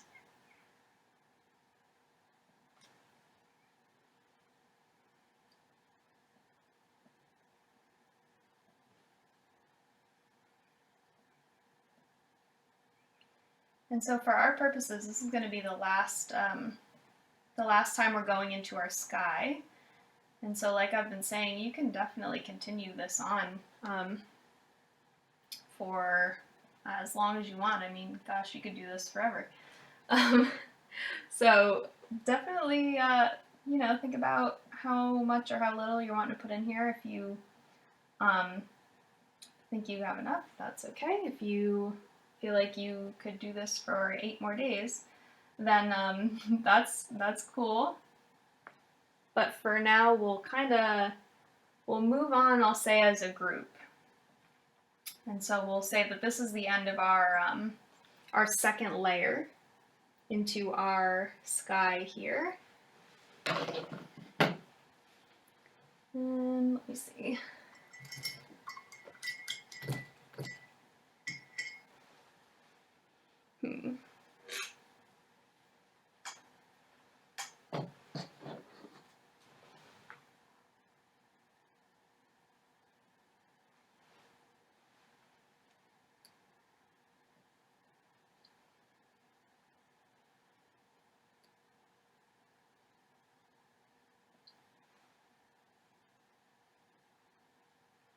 Yeah, I think that's better.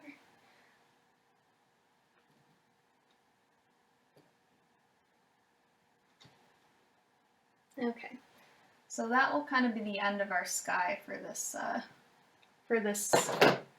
point. And so, right, that didn't take that long. That second round doesn't take too long. So we're gonna do the same thing with the pumpkins. We'll throw a little bit more color in there, and then we'll do our little outlines. We'll do the same with the ground. We'll throw another layer of color in there, and then do our outlines, and then we'll be done. So let's see, pumpkins. I'm going to mix up more of my orange. I have my yellow from the sky. We'll include that. We'll want some plain red for the pumpkin. You can do a little pink in the pumpkin if you want. Some brown. If you don't have any brown, we'll definitely mix up a little brown. Lots of colors. We're using every color here. That's what makes this painting pop so well. Alright, so I have my yellow, I have my orange, I have my red. Let me make some brown. So my brown, I'm going to take some yellow, some red, some blue,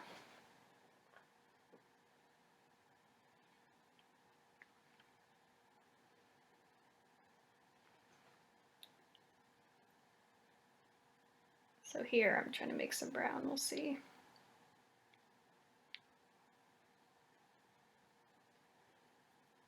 So I had a lot of blue in there, and so I don't know if you're going to be able to see. Let's see.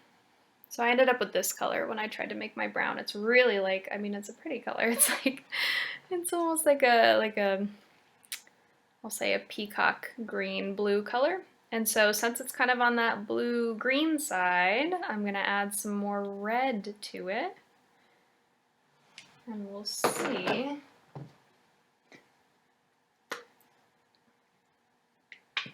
We'll hopefully see it kind of shift more back to that brown side. Again, we're going for a neutral when we're making our brown. Yep, I don't know if you can see that now. So now we're kind of at a brown. It's more of a chocolatey brown than we had the first time, but that's fine. Again, different colors, doesn't matter for this one. It's perfect.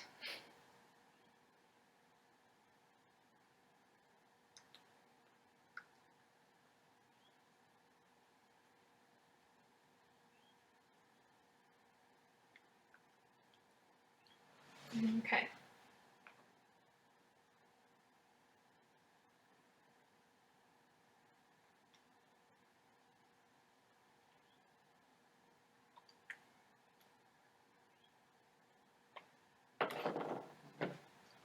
So I do want to I like to put my darker colors on first, just because, I don't know, if you have any areas that are like really dark and you're like, ooh, that maybe was a mistake, it's easier to cover up with your other colors if you put those dark ones in there first. But again, I mean, there's not too much messing up this type of painting here, so I wouldn't be too nervous.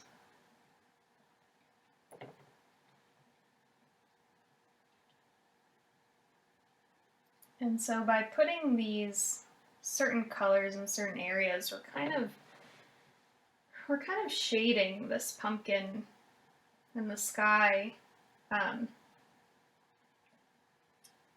without having to think about shadows too much, right? So I'm kind of just saying a little bit darker on the bottom, a little bit lighter on the top, and in doing that, kind of shades itself. Maybe one or two up here.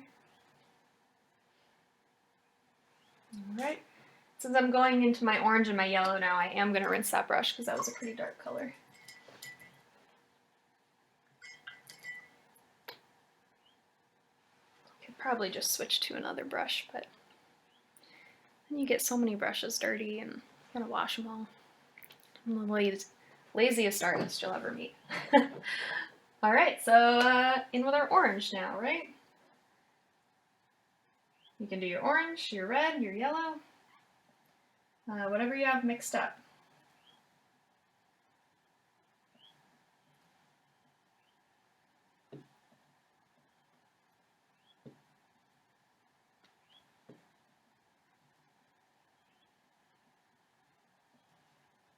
And so this pumpkin over here that's kind of laying on its side, you're going to kind of want to paint this one. Your brush strokes are going to go in sort of a pinwheel, a spiral.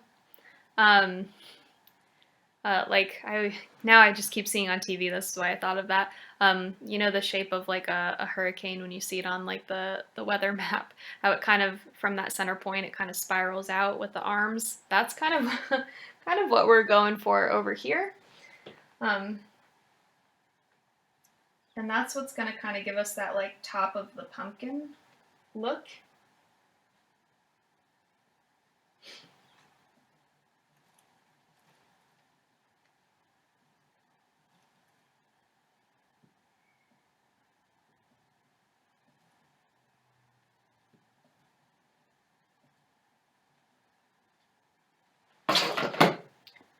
I dipped back into that dark brown that we have, so that was kind of muddying up my colors, so I'm going to rinse again. Again, we don't want these to blend too much.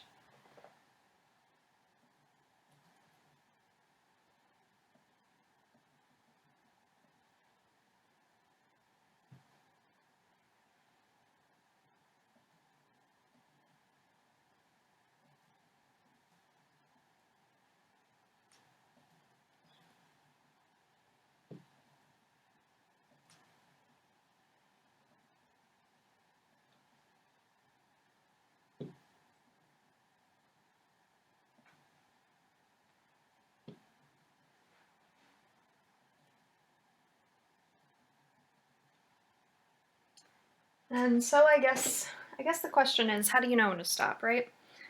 To be honest, when I'm going through these individual rounds, so the first time we did, like, I'll say round 1, the second layer is going to be like round 2.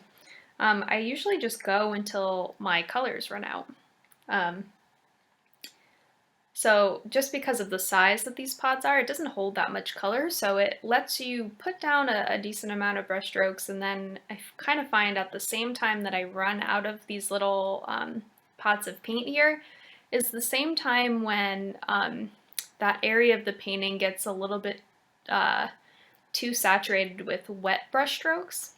So once you have a layer of wet brush strokes where almost all of the area is wet paint, it's almost all filled in, that's kind of where you'll want to either blow dry or take a break and move on to the next section, because you don't want to be doing too much wet on wet paint, because that's when they're going to kind of ooze together. Like I said before, they are going to overlap a little bit, so you're going to get a little bit of that wet on wet paint. But you just don't want that to be the majority of what you're doing,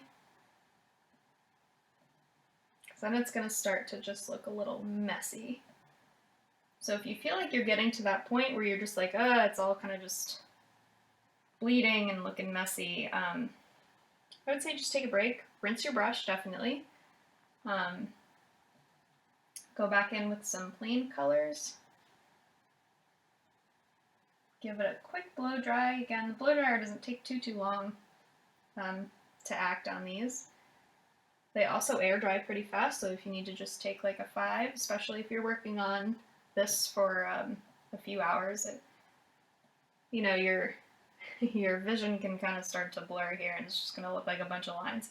So if you need to take a break, definitely do that.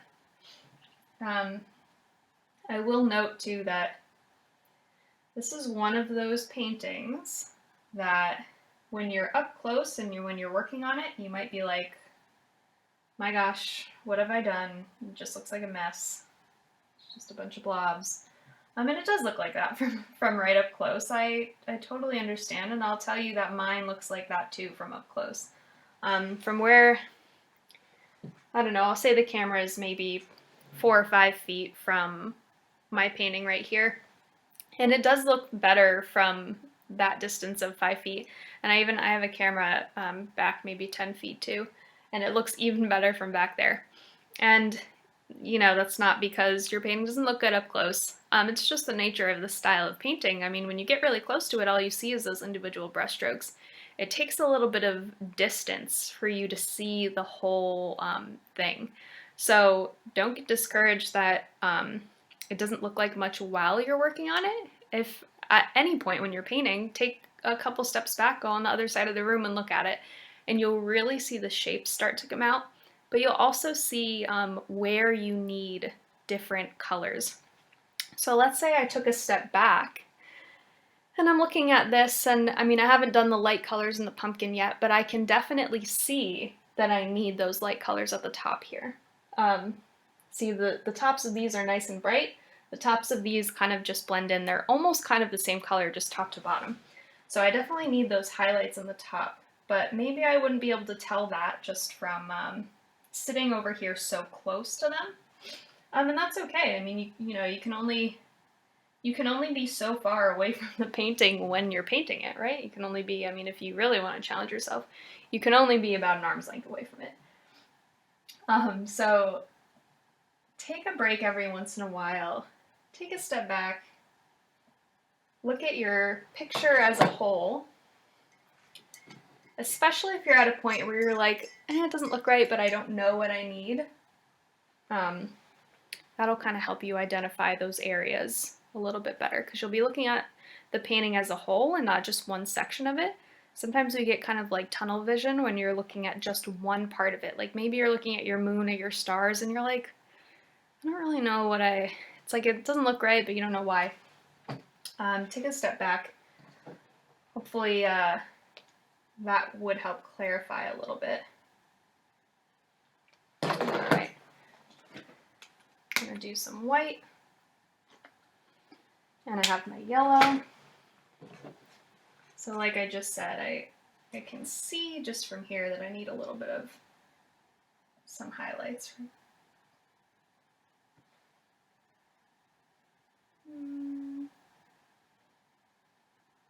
We can always do like super bright highlights after too.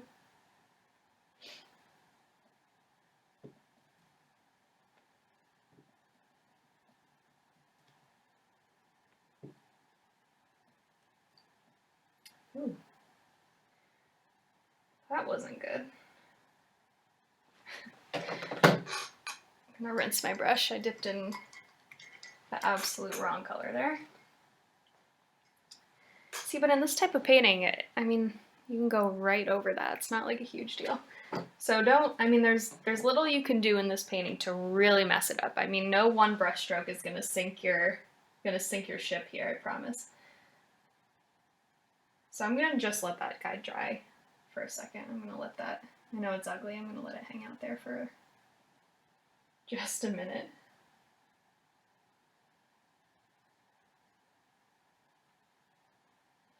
And so again, this is my yellow mixed with a little bit of my white.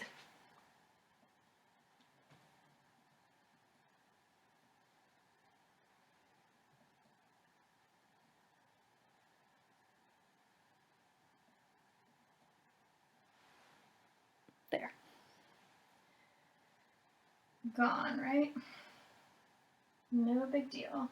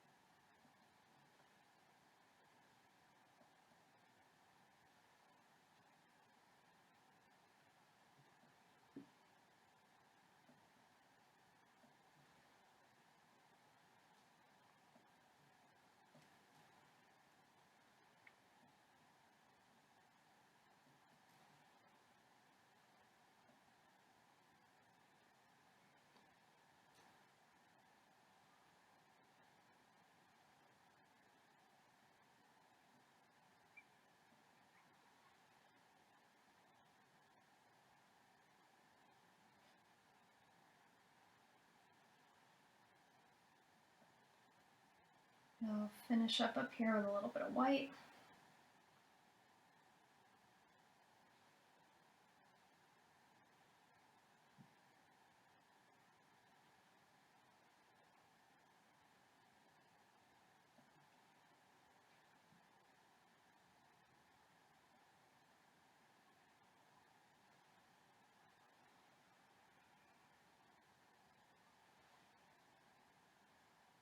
All right. I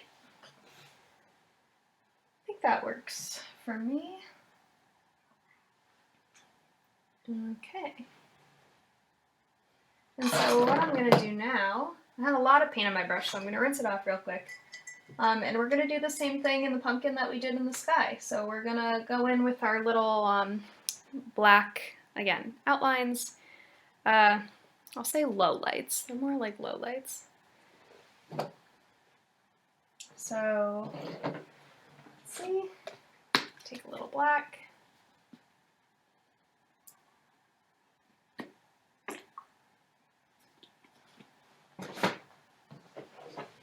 And same thing in the stars. We don't want to do like complete complete outlines.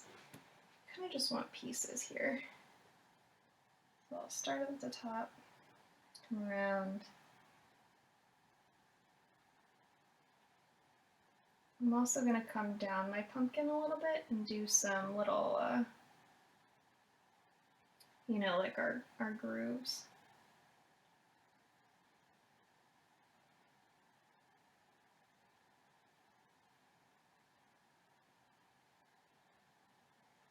And again, we're not doing a complete outline here.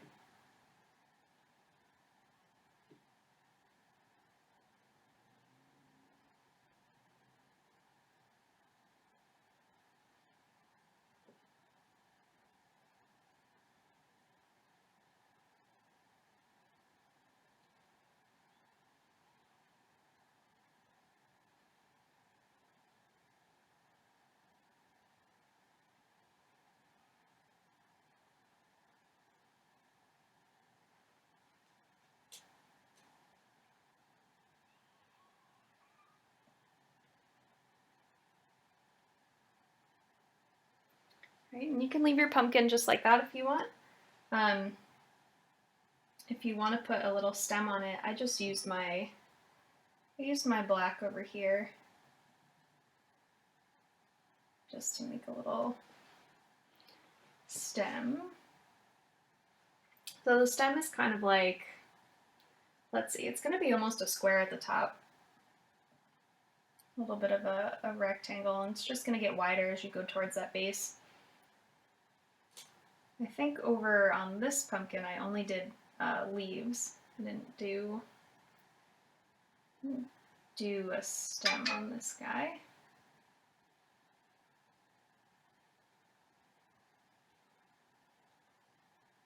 Same thing, I'm going to put some lines in there with this plain black. And so now this pumpkin over here, we're going to do the same thing. We're going to do, I'll say the stem, the top here. It's going to be almost a little star shape.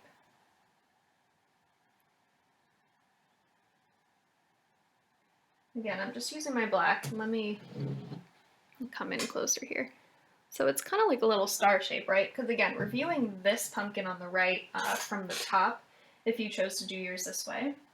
And so you just kind of want that little star shape in the middle, and that's going to be your stem. And then you're going to continue the same thing. You're going to do just little pieces of outlines here and there, like we did with the other pumpkins.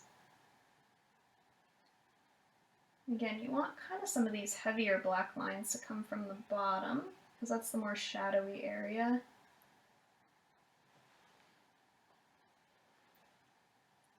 The bottom can take a little bit more of the black.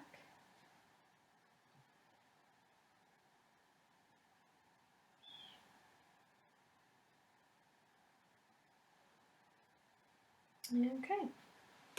And so we are almost there. We're just going to go on to our bottom area here with our little our vines, our leaves, our foliage, whatever we want to call it. And so again, we're going to need some green. We'll use some brown. We'll use some yellow. I mean, we can use some red, we can use some white. There's a lot of options here. The bottom is a darker section though, I'll say. So I'm mixing up my brown here. So for this time for the brown, I took some green that I had from the tube, and I just mixed some red into it. Opposites, right? Green and red. Because I had some red left over on my palette that I don't think I'll use at this point, so we don't want to waste our paint. So just kind of mix up what you have. Again, it's pretty green still, so I'll add a little bit more red.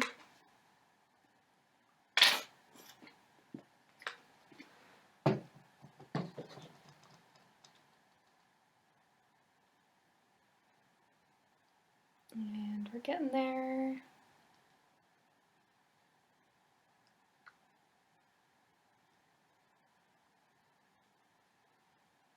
Right, and so now it's kind of like a, I don't know, it's a different shade of brown that I have over here.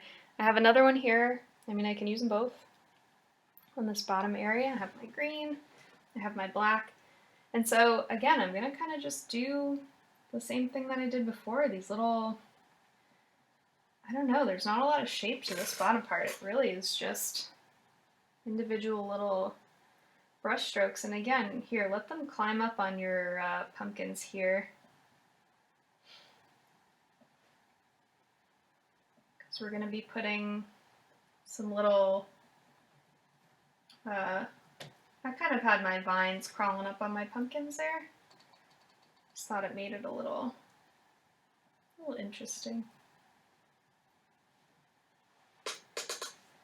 And if you want up here, if you want some leaves or some little vines sticking out like on the top of your pumpkins, you can do that.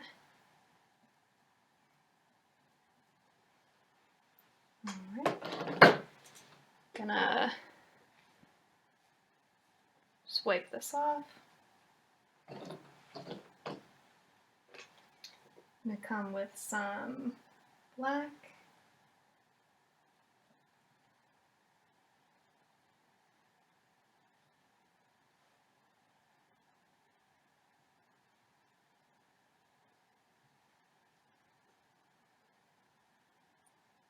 Again, there's no real rhyme or reason for this part, but I'll say I kind of tend to keep this black closer to the base of the pumpkins because they're sitting on the ground there, so that little ground area is kind of shadowy, I'll say.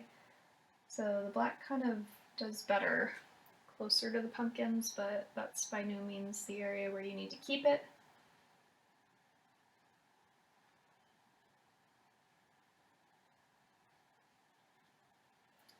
I mean, you can do some longer, like kind of swirly brush strokes down here if we're kind of looking for a little vine shape, a little bit of round brush stroke, that's okay too. So this other color that I made earlier, it kind of, I mean, here it looks a little bit like a gray, but that's cool. We'll roll with it, whatever we have in this bottom area. Alright, done with my darker guys, so I'm going to, you should rinse your brush probably, and just dry mine off on my rag. Now I'm going to take my green, and I'm going to come in here. I'm going to have my green kind of crawling up my pumpkin here.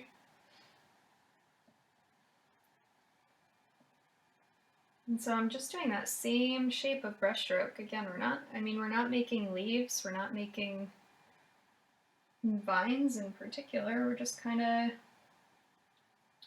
focusing on shape.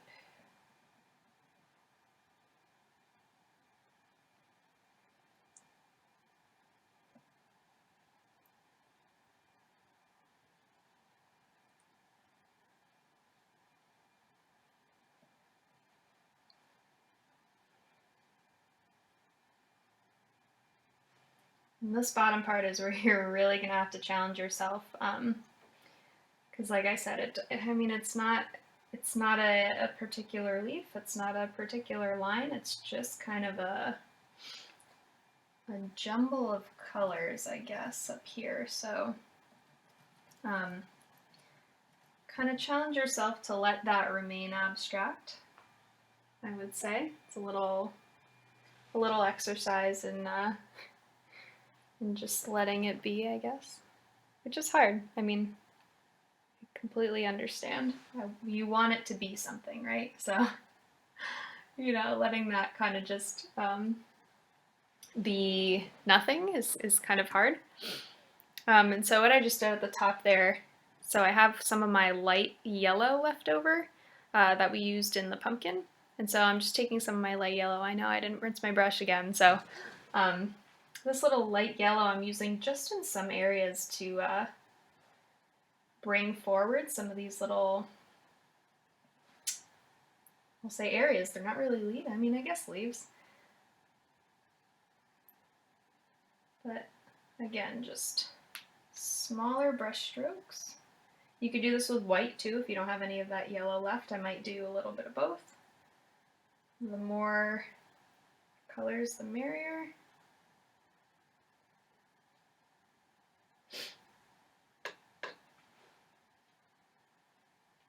Take a little bit of my white.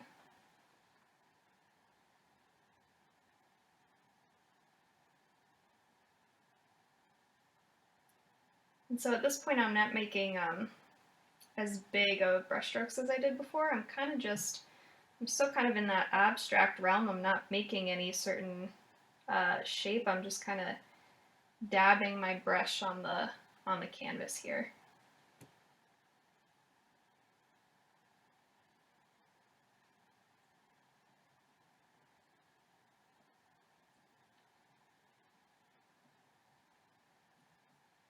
You can put a little highlight on your stem if you want. Again, no rhyme or reason. I know I'm being a little vague this week.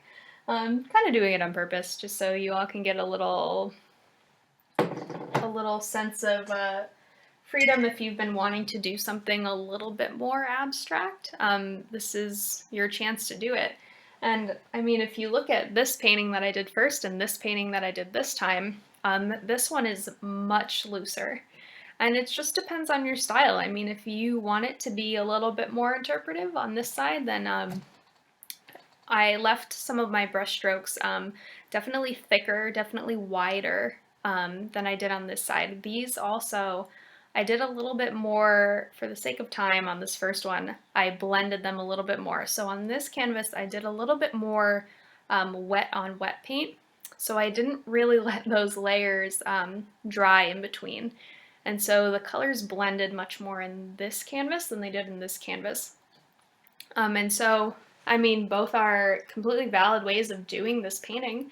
If you like one certain way more than the other, let me know. Let me know how yours came out, whether they're a little bit more this way or a little bit more this way. And I'll say the more that you work on this painting, it might start to look a little more refined like this side. So I would say these both took me the same amount of time, but if you took this style of painting and added even more individual little brush strokes, so let's see, like if I start to come in here and do, little tiny guys here and there, and I start to build up with these little brush strokes, then your painting is going to get much more detailed. I mean, it's going to just be so interesting to look at. So if you want to take this one kind of all the way, I encourage you to do that. But if you're here, I hope that you love what you've come up with. I think this was a really fun one. If you're looking for more of this style, or at least a different style than we've been doing, let me know. I'm happy to take suggestions. And yeah, I'd love to see your paintings. So again, leave them in the comments. I will kind of be paying attention, so if you have any questions, I know it's a little bit of a new technique, so let me know if you have any problems, and thanks for joining me.